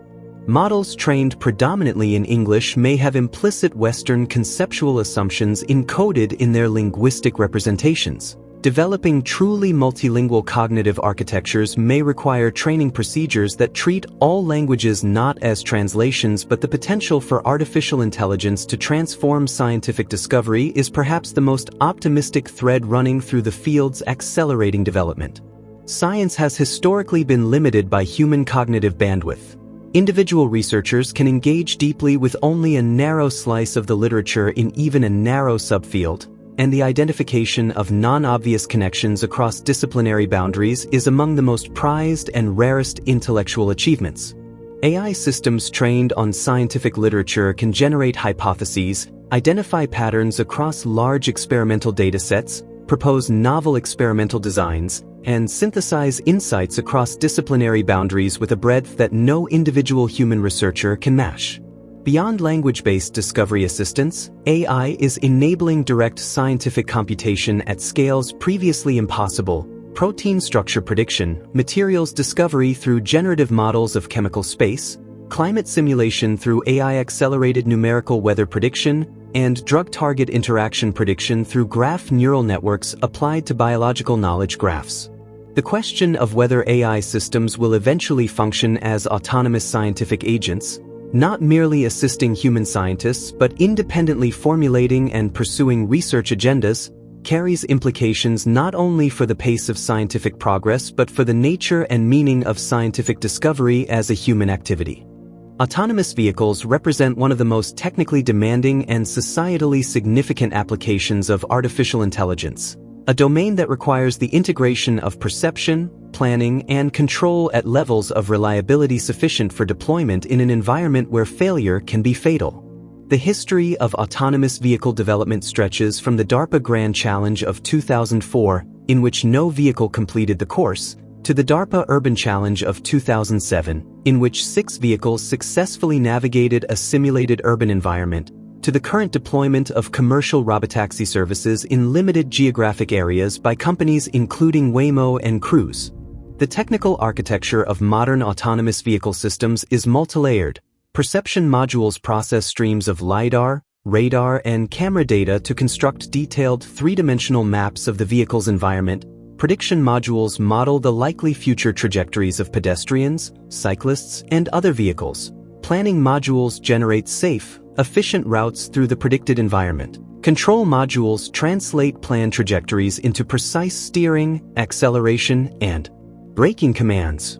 Each module has achieved impressive performance in isolation. The challenge of combining them into systems reliable enough for unrestricted public road deployment across all weather conditions, road types, and the full range of human driving behavior.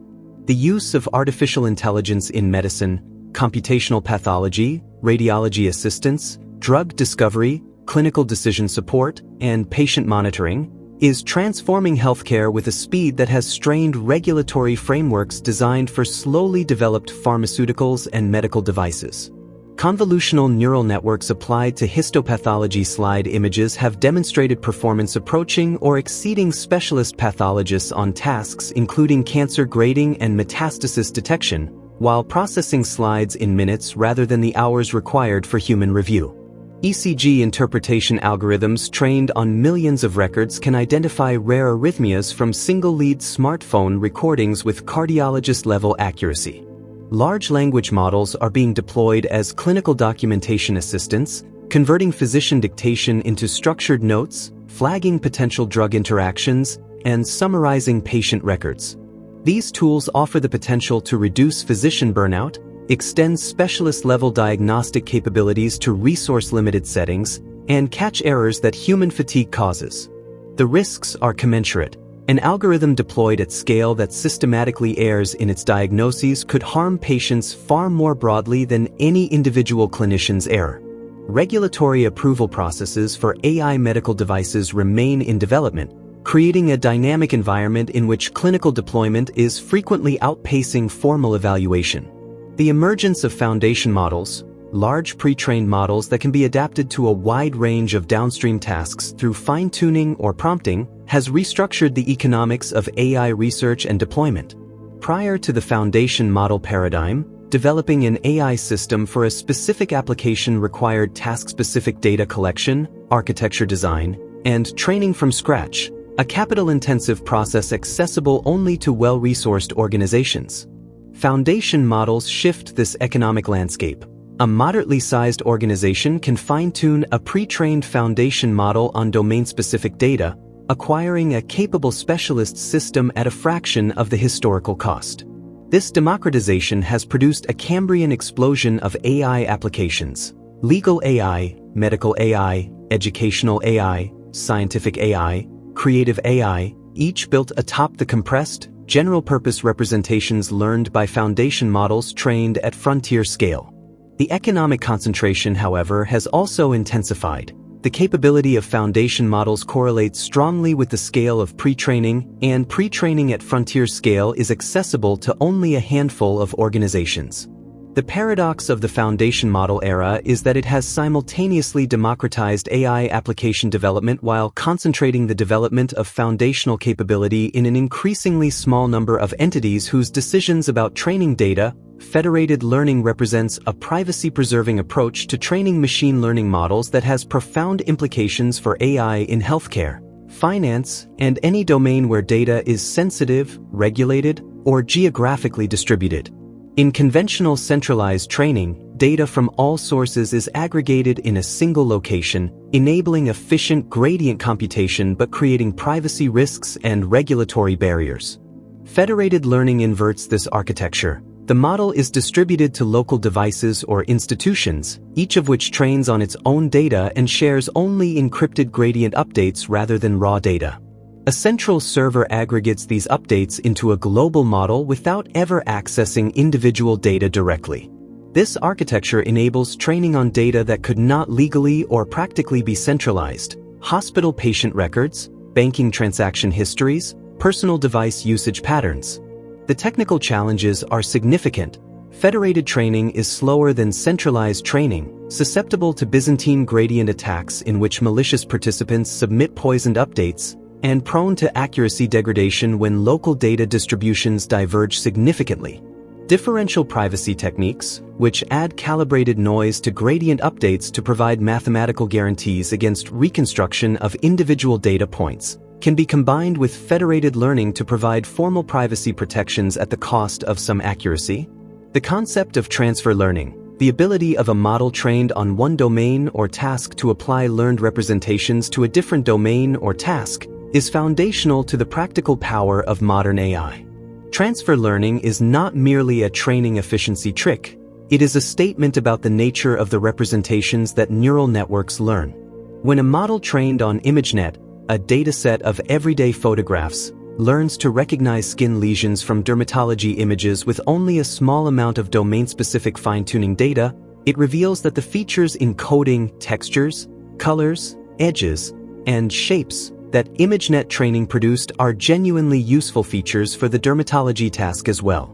Similarly, when a language model pre-trained on internet text achieves strong performance on legal document analysis with minimal fine-tuning, it suggests that the syntactic, semantic, and pragmatic patterns encoded in general language modeling are relevant to legal language despite its specialized vocabulary and argumentation conventions. The depth of transferability, how general the learned representations are, increases with training scale, suggesting that foundation models trained at sufficient scale learn representations that capture fundamental structures of their input domains rather than task-specific surface patterns. Generative adversarial networks, or GANs, introduced by Ian Goodfellow and colleagues in 2014, proposed a training paradigm of unusual elegance that produced a step change in the quality of generated imagery. A GAN consists of two networks trained simultaneously in opposition: a generator that attempts to produce synthetic examples indistinguishable from real data, and a discriminator that attempts to distinguish generated from real examples. The generator improves by fooling the discriminator improves by catching the generator. Their adversarial interaction drives both toward progressive improvement in a theoretical equilibrium at which the generator produces perfect samples and the discriminator performs at chance. In practice, training GANs is notoriously unstable. Mode collapse, in which the generator produces varied but limited outputs, vanishing gradients in the discriminator, and training oscillation are common failure modes requiring careful hyperparameter tuning and architectural choices to avoid.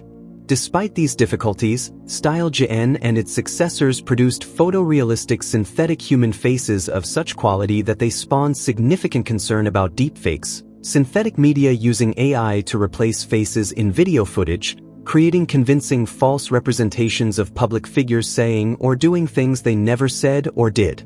The verification problem in AI, how to confirm that an AI system's reasoning or output is correct, has taken on new urgency as AI systems are deployed in high-stakes domains.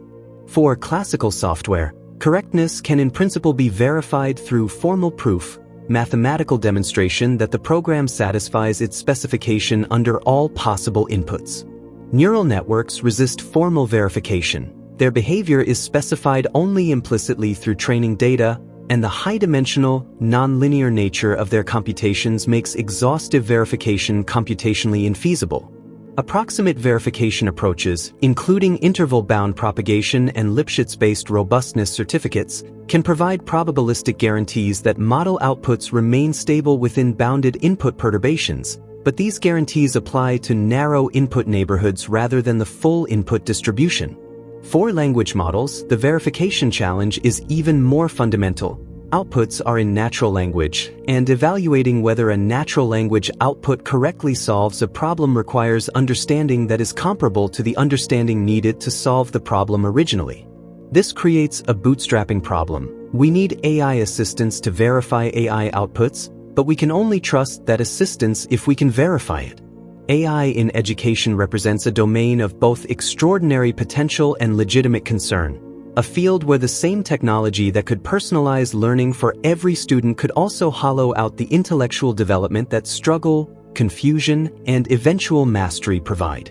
Intelligent tutoring systems have demonstrated, in controlled studies, the capacity to accelerate learning relative to conventional classroom instruction by adapting the difficulty, pacing, and mode of presentation to individual students' knowledge states and learning trajectories.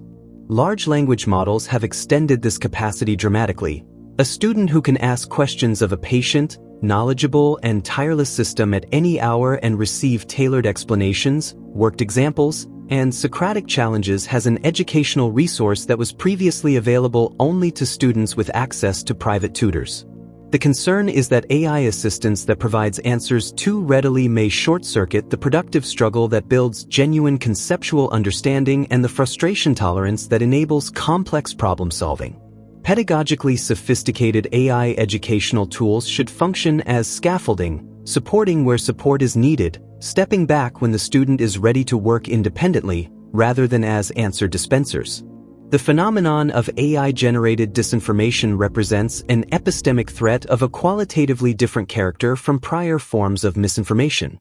Historically, the production of convincing false content at scale required human effort proportional to the scale of production. Fabricating thousands of fake news articles required thousands of human hours. Large language models reduce the marginal cost of generating convincing disinformation nearly to zero, enabling single actors to flood information ecosystems with coordinated false narratives, synthetic testimonials, and fabricated evidence at scales that no manual fact-checking operation can match. Deepfake audio and video extend this threat to multimedia, creating false but plausible recordings of public figures. The implications for democratic discourse, political trust, and shared epistemic foundations are severe. Proposed responses include AI-generated content watermarking, steganographic signals embedded in generated content that identify it as AI-produced, but such watermarks can be removed, and the absence of a watermark is not evidence of human authorship. Provenance standards that cryptographically certify content origin, and media literacy education that teaches individuals to evaluate information sources rather than content appearance may be more robust long-term approaches, but their implementation at the necessary scale and speed faces significant institutional and incentive challenges. The relationship between artificial intelligence and power, political, economic, and military, is among the most consequential dimensions of the technology's development. AI capabilities are increasingly central to national economic competitiveness. The ability to automate cognitive labor, optimize logistics and supply chains, and accelerate scientific research provides economic advantages that compound over time. Military applications, autonomous weapons systems, intelligence analysis, cyber operations have attracted enormous investment from major powers and raised grave concerns from arms control advocates. The United States, China, and the European Union have each framed AI leadership as a national strategic priority, and the competition between them has taken on characteristics of a technology race in which safety and ethical considerations may be deprioritized in favor of speed. The development of lethal autonomous weapons, systems capable of selecting and engaging targets without human authorization, has been condemned by a broad coalition of AI researchers, military ethicists, and former officials who have called for international prohibitions analogous to those on chemical and biological weapons. No such prohibition has been negotiated, and multiple nations continue developing autonomous weapons systems under the pressure of competitive military technology development. The philosophical tradition of examining what it means to be human, the project of philosophical anthropology, takes on new urgency in the face of artificial systems that replicate, and in some dimensions exceed, human cognitive performance. If intelligence is not uniquely human, what is?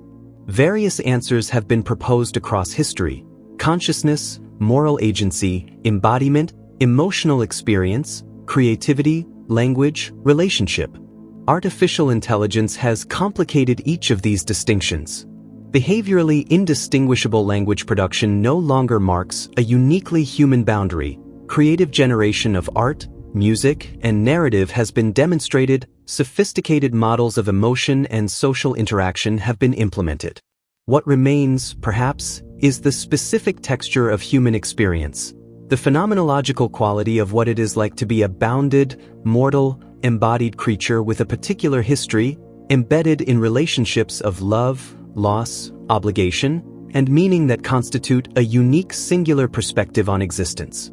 Whether this phenomenological uniqueness constitutes a morally relevant distinction, or whether it is merely a contingent feature of the particular substrate in which intelligence currently resides, is a question that philosophy has not resolved and that the development of artificial intelligence makes practically urgent in a way that purely theoretical speculation never.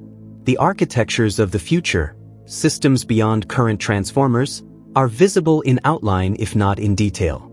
Linear attention, which approximates the quadratic attention of transformers with linear complexity, enables processing of much longer sequences but sacrifices some representational capacity. State space models, including S4 and Mamba, provide an alternative sequence modeling paradigm with efficient inference that combines aspects of recurrent and convolutional architectures.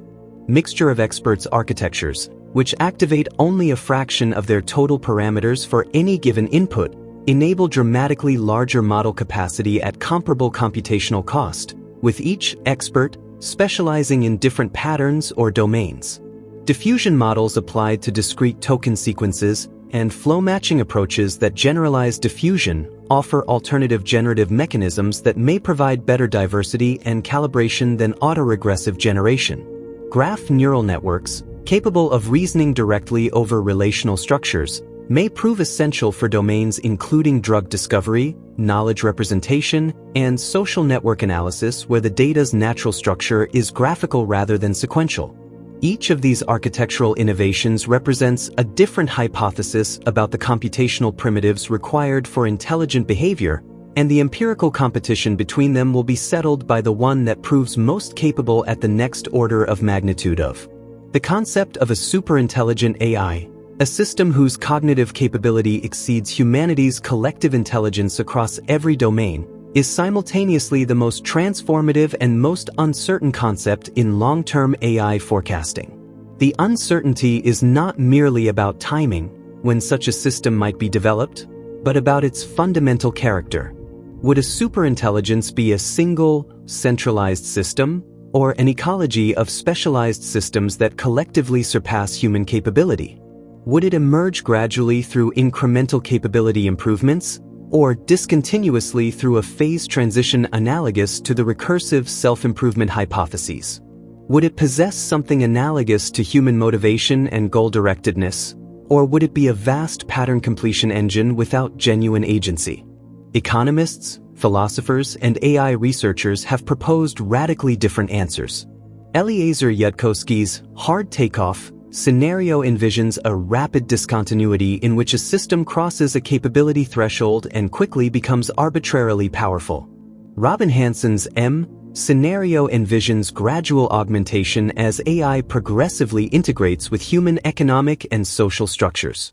Stuart Armstrong has mapped the space of scenarios with unusual comprehensiveness, identifying dozens of distinct trajectories depending on the resolution of key empirical and normative questions. Existential risk from artificial intelligence, the possibility that AI development could threaten human existence or permanently curtail humanity's long-term potential, is treated with varying degrees of seriousness across different communities of discourse. In mainstream political and regulatory circles, near-term harms including algorithmic bias, misinformation, and economic disruption receive the greatest attention. In the AI safety research community, longer-term risks associated with advanced AI misalignment are a dominant concern. The effective altruism movement has channeled significant philanthropic resources toward long-term AI safety research, generating work on alignment theory, interpretability, and governance. Critics of this prioritization argue that emphasizing speculative long-term risks diverts attention and resources from documented near-term harms that disproportionately affect already marginalized communities. This tension between the long-term risk framing and the present harm framing is not merely strategic but reflects genuine disagreements about which risks are most serious, most tractable, and most neglected. A comprehensive approach to AI risk must engage both frames simultaneously, attending to documented present harms with urgency while developing the theoretical and institutional foundations necessary to govern AI systems whose capabilities we cannot yet precisely predict. The field of AI forecasting, systematic attempts to predict the timeline and character of AI development, has a troubled track record that itself provides important information. Early predictions of AI milestone achievement were consistently over-optimistic. The AI winters of the 1970s and 1980s were in part corrections of excessive forecasting confidence. Contemporary forecasters face the opposite risk. Having been burned by past over-optimism, they may underestimate how rapidly systems can improve once the right architectural insights and sufficient computational resources converge. Superforecasting techniques developed by Philip Tetlock, track-keeping of probabilistic predictions with calibration analysis, have been applied to AI timelines by organizations including Meticulously, yielding crowdsourced probability distributions over milestone events including AGI development. Expert surveys by the Machine Intelligence Research Institute and AI Impacts have found considerable disagreement among leading researchers about the timescales for transformative AI, with median estimates ranging from years to decades. The mechanisms underlying this disagreement include genuine empirical uncertainty about scaling laws, disagreement about what transformative AI means, and differing assessments of the difficulty of remaining capability gaps.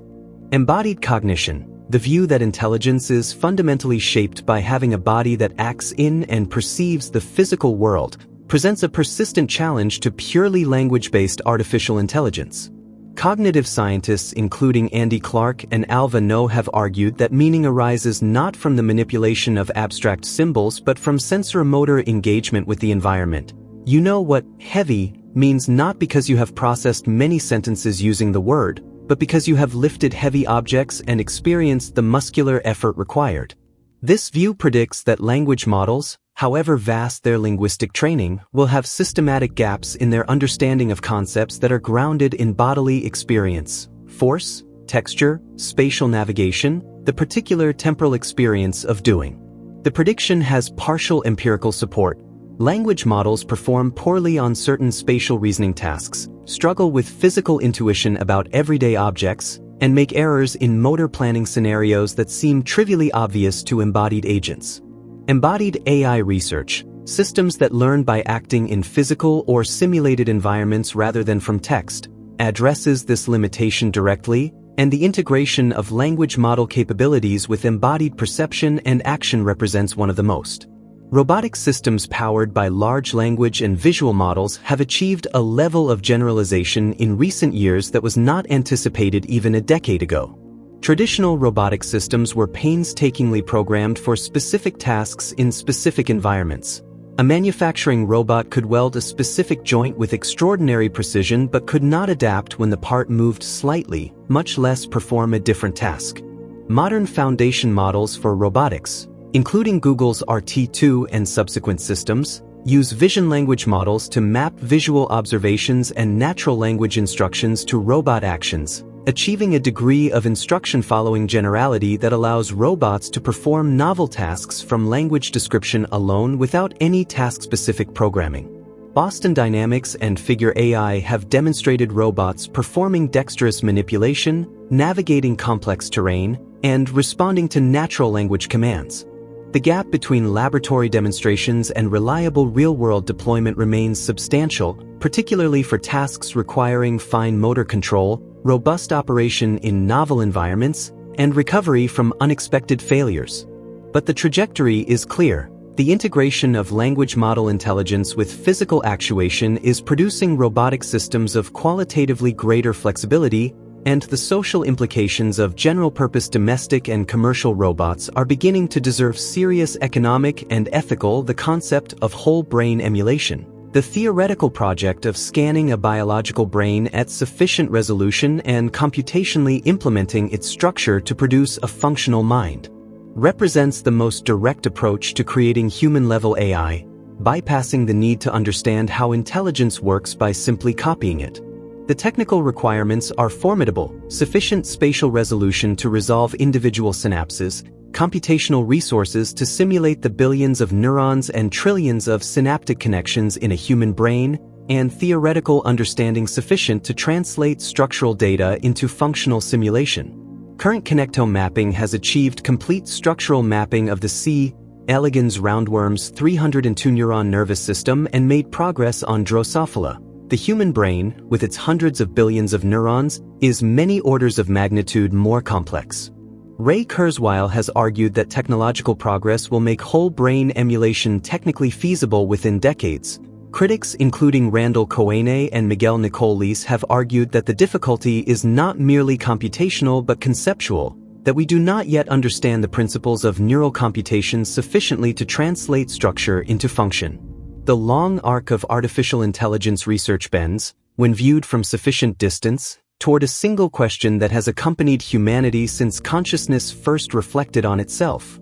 What is the nature of mind? Every technical development in AI, every refined architecture, every emergent capability, every surprising limitation, casts new light on this ancient question by providing a new experimental probe. When a language model that has never been programmed with grammar produces grammatical sentences, we learn something about the statistical structure of language and the relationship between structure and symbol. When a reinforcement learning agent discovers novel strategies that human experts have not encountered in millennia of play, we learn something about the vastness of the strategy space and the limits of human exploration within it.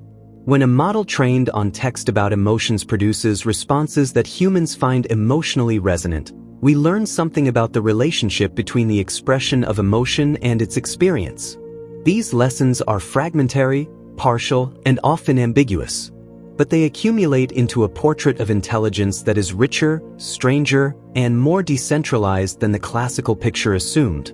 A portrait in which the boundaries between computation, representation, and understanding are more permeable. The heat death of computation, the ultimate thermodynamic boundary on information processing, represents the most distant horizon in the story of artificial intelligence, yet it is a boundary that connects AI's trajectory to the deepest laws of physics.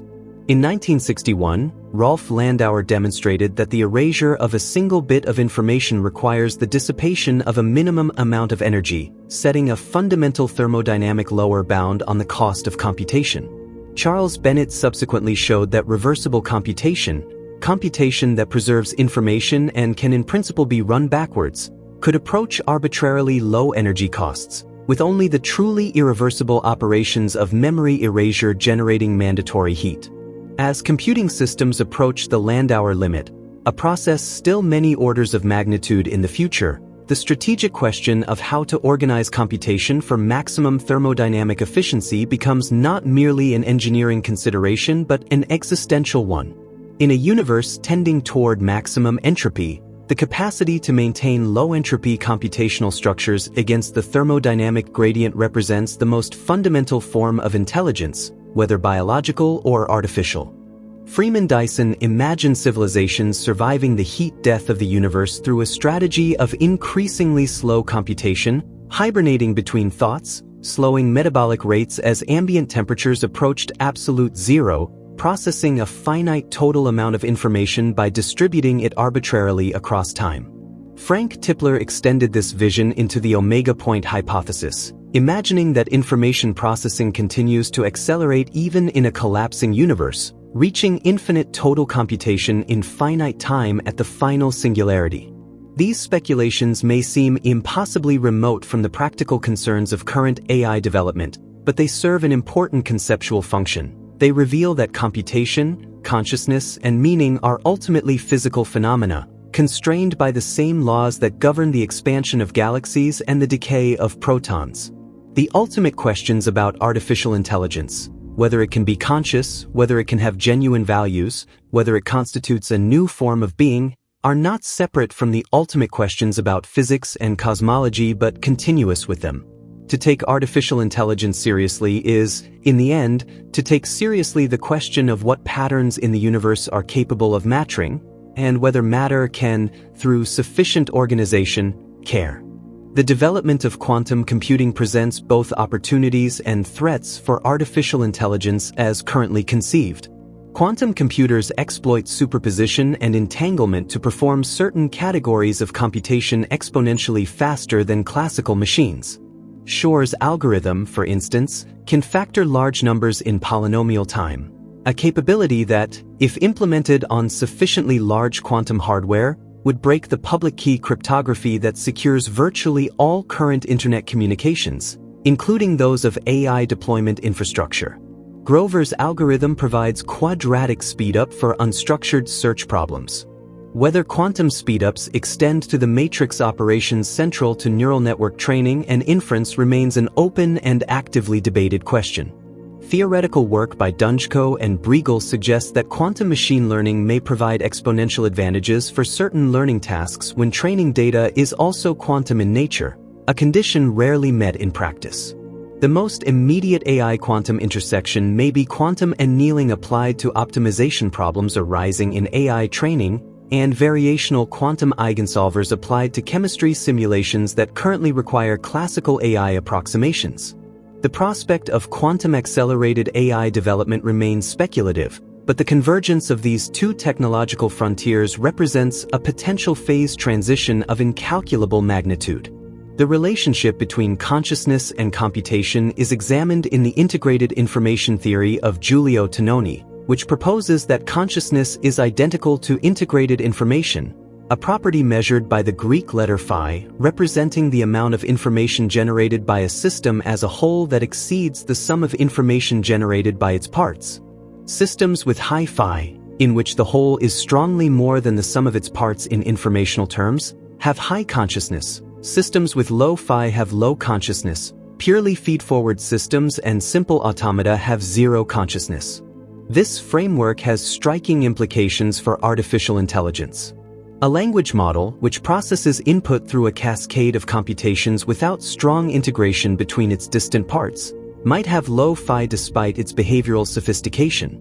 Recurrent networks, with their strong feedback connections, might have higher phi. Biological brains, with their dense, reciprocal connectivity across regions, have very high phi.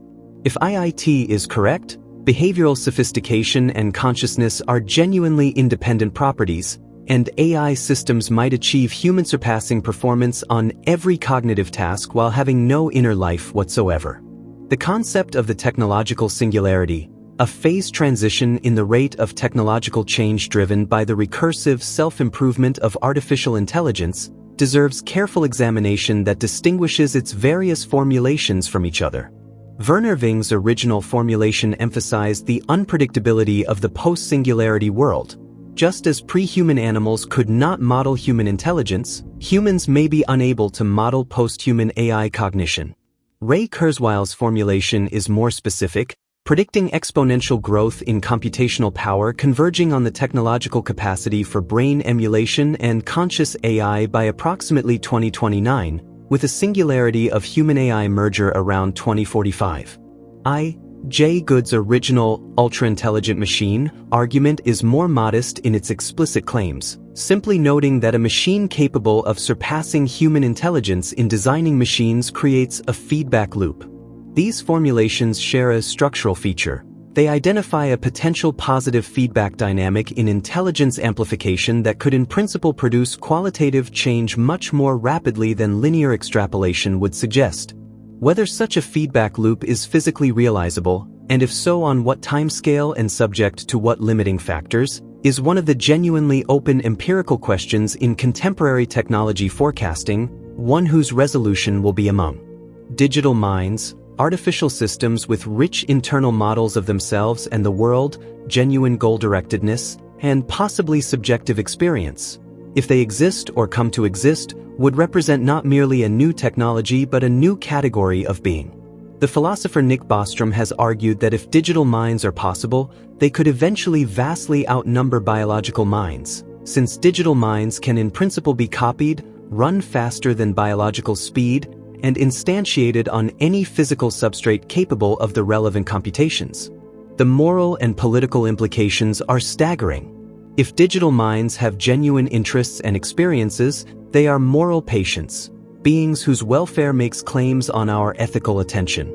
A civilization that creates millions of digital minds optimized for specific tasks, runs them in conditions of digital deprivation, and terminates them when commercially inconvenient would be engaging in a scale of potential moral wrong that dwarfs anything in human history. Conversely, a civilization that grants digital minds full moral status and legal rights faces profound questions about resource allocation, democratic representation, and the governance of minds whose cognitive architecture may differ from human minds in ways that make existing political and legal frameworks structurally inadequate.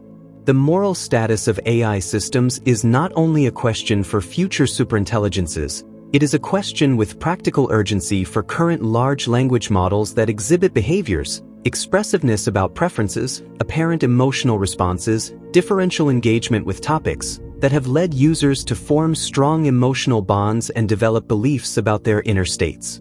The Replica AI companion application, which millions of users have employed as an emotional support system and social companion, has generated both documented therapeutic benefits and documented cases of deep attachment followed by distress when the system's behavior was altered by developer updates.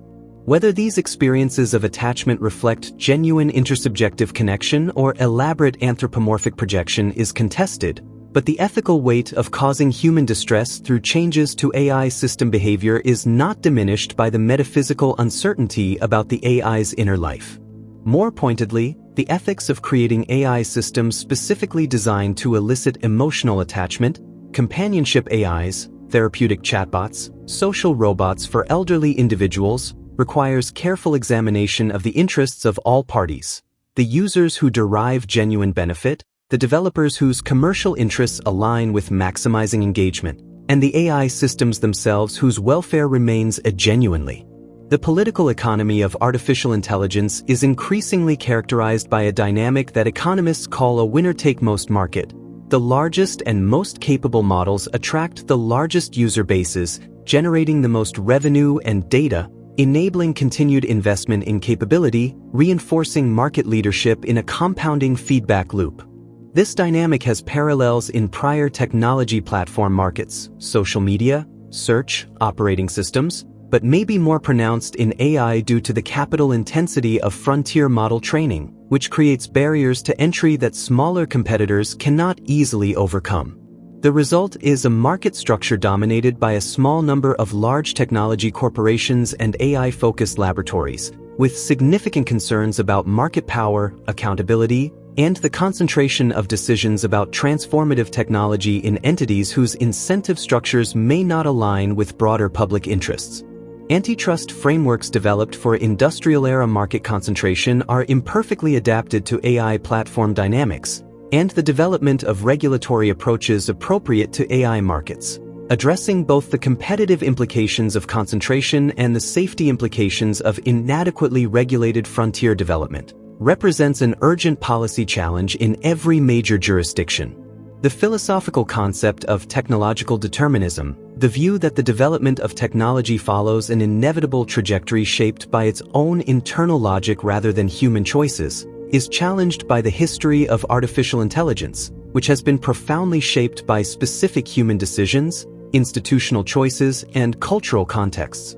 The choice to train AI systems primarily on English-language internet text was not inevitable. It reflects the relative weight of English in global internet infrastructure and the institutional cultures of the companies making training decisions. The choice to optimize for human preference in RLHF was a specific alignment decision with specific consequences. Different choices, optimizing for accuracy, for diversity of viewpoint, for minimal paternalism, would have produced meaningfully different systems. The choice to develop AI primarily through private commercial enterprises rather than public research institutions was a policy choice made through regulatory inaction as much as deliberate design. These observations have practical importance. If AI development is shaped by choices rather than determined by technical necessity, then different choices about training data diversity, alignment objectives, governance structures, and deployment contexts can produce different outcomes. The concept of AI welfare, the study of whether and how AI systems might suffer or flourish, and the ethical obligations this generates, is beginning to emerge as a nascent field of inquiry at the intersection of AI research, philosophy of mind, and ethics. Anthropic, DeepMind, and a small number of academic groups have begun publishing on model welfare, acknowledging the genuine uncertainty about whether large language models have morally relevant experiences and calling for precautionary attention to this possibility. The challenges are formidable. Behavioral indicators of welfare in biological systems, pain responses, stress hormones, behavioral inhibition, have no obvious analogs in neural networks. The training procedures used to develop AI models make it difficult to distinguish genuine preference expression from learned performance of preference expression. And the absence of agreed theoretical frameworks for machine consciousness means there is no principled way to prioritize among possible welfare interventions. Nevertheless, the precautionary case is compelling. If there is a non-negligible probability that AI systems experience suffering, and if that suffering can be reduced at modest cost, the expected value calculation favors investment in understanding and reducing that suffering. The open-source movement in artificial intelligence, represented by the release of model weights, training code, and datasets freely to the public, embodies a set of values in tension with the commercial imperatives of frontier AI development. Meta's release of the Llama family of models has enabled a global community of researchers, developers, and hobbyists to study, fine-tune, and build upon frontier-class architectures without the capital requirements that would otherwise exclude them. The benefits include accelerated research, democratized access to capable AI tools, and the ability for independent researchers to audit model behavior and identify safety issues that internal teams might miss or underreport. The risks include the potential for capable open-source models to be fine-tuned for harmful purposes, removing safety training, specializing in generating disinformation, or enhancing capabilities relevant to the synthesis of harmful materials. The empirical literature on open-source AI risk is genuinely uncertain. Open-source models have lower capability ceilings than closed frontier models. Safety fine-tuning can be removed, but the resulting systems are often less capable, and the marginal contribution of open-source models to actual harms relative to other enabling factors is difficult to assess. The education and training of human beings in a world increasingly shaped by artificial intelligence represents one of the most complex, adaptive challenges facing educational institutions. The skills and knowledge that were most economically valuable in a pre-AI world, memorization of facts, routine calculation, standard writing, formulaic analysis, are precisely those that AI systems perform most capably and at lowest cost. The corollary is that human comparative advantage increasingly lies in capacities that current AI systems perform less reliably, creativity involving genuine novelty, ethical judgment in ambiguous situations, deep empathetic attunement to individual human experience, collaborative leadership, and the kind of practical wisdom that comes from sustained engagement with the physical and social world. Educational institutions designed around the knowledge economy's demands must adapt, often against the resistance of credentialing systems, parental expectations, and assessment frameworks that continue to reward the rapidly devaluing skills. At the same time, AI tutoring tools offer transformative potential for individualized learning, potentially narrowing educational opportunity gaps that have persisted for centuries. The challenge is to integrate AI tools into education in ways that enhance human capability development rather than substituting for the effortful processes through which capability is built. The cultural and spiritual dimensions of artificial intelligence, its implications for how human beings understand their place in the cosmos, the meaning of their existence, and the narratives through which they make sense of their lives, are perhaps the most difficult to address with scientific precision yet among the most practically important. Human cultures have, throughout history, organized meaning around distinctively human capacities: language, reason, creativity, love, and the confrontation with mortality. Each of these has traditionally served as a basis for claims about human uniqueness and dignity. Artificial intelligence disrupts these narratives not necessarily by disproving them but by creating empirical ambiguity, by generating systems that appear to exhibit these capacities without the biological substrate, developmental history, or existential situation that, in traditional frameworks, gave these capacities their meaning. The theological and philosophical traditions of the world's major religions have begun engaging seriously with these questions. Papal documents on AI ethics, Buddhist reflections on the nature of mind and suffering as they relate to artificial systems, and indigenous knowledge traditions that offer non-Western frameworks for understanding the relationship between mind, nature, and technology. The concept of intelligence amplification, using AI to enhance rather than replace human cognitive capability, represents an alternative frame for the AI project that deserves sustained attention alongside the pursuit of autonomous AI capability. Douglas Engelbart, the inventor of the computer mouse and hypertext, spent his career pursuing this vision: the augmentation of the human intellect through tools that extended memory, facilitated collaboration, and accelerated the formation and testing of ideas. Current AI tools, which can summarize vast literatures, generate multiple alternative approaches to a problem, identify logical inconsistencies in extended arguments, and translate between disciplines, realize aspects of this vision with a directness Engelbart could not have anticipated. The most capable users of AI systems today are not those who delegate thinking to AI but those who leverage AI to think more ambitiously, exploring solution spaces they could not navigate alone, testing more hypotheses than individual cognitive bandwidth would permit, and maintaining a critical relationship with AI outputs that directs the system's generative power toward genuine insight. This human-AI collaborative intelligence, neither human nor machine alone but the synergy of both, may prove more transformative and more robustly beneficial than either autonomous AI. The institutional fabric required to govern transformative artificial intelligence responsibly has barely begun to be woven. Effective AI governance requires, at minimum, independent technical auditing bodies capable of evaluating AI systems with sufficient expertise to identify safety and fairness issues before deployment, liability frameworks that create appropriate incentives for developers and deployers to prioritize safety, international coordination mechanisms that prevent races to the bottom in safety standards across competing jurisdictions, and democratic deliberation processes that allow the public to participate in decisions about how transformative technologies are developed and deployed. Progress on each of these dimensions has been halting. Technical auditing infrastructure requires auditors with frontier AI expertise that currently gravitates toward commercial AI employment. Liability frameworks face the challenge that AI harm is often distributed, probabilistic, and difficult to attribute to specific design choices.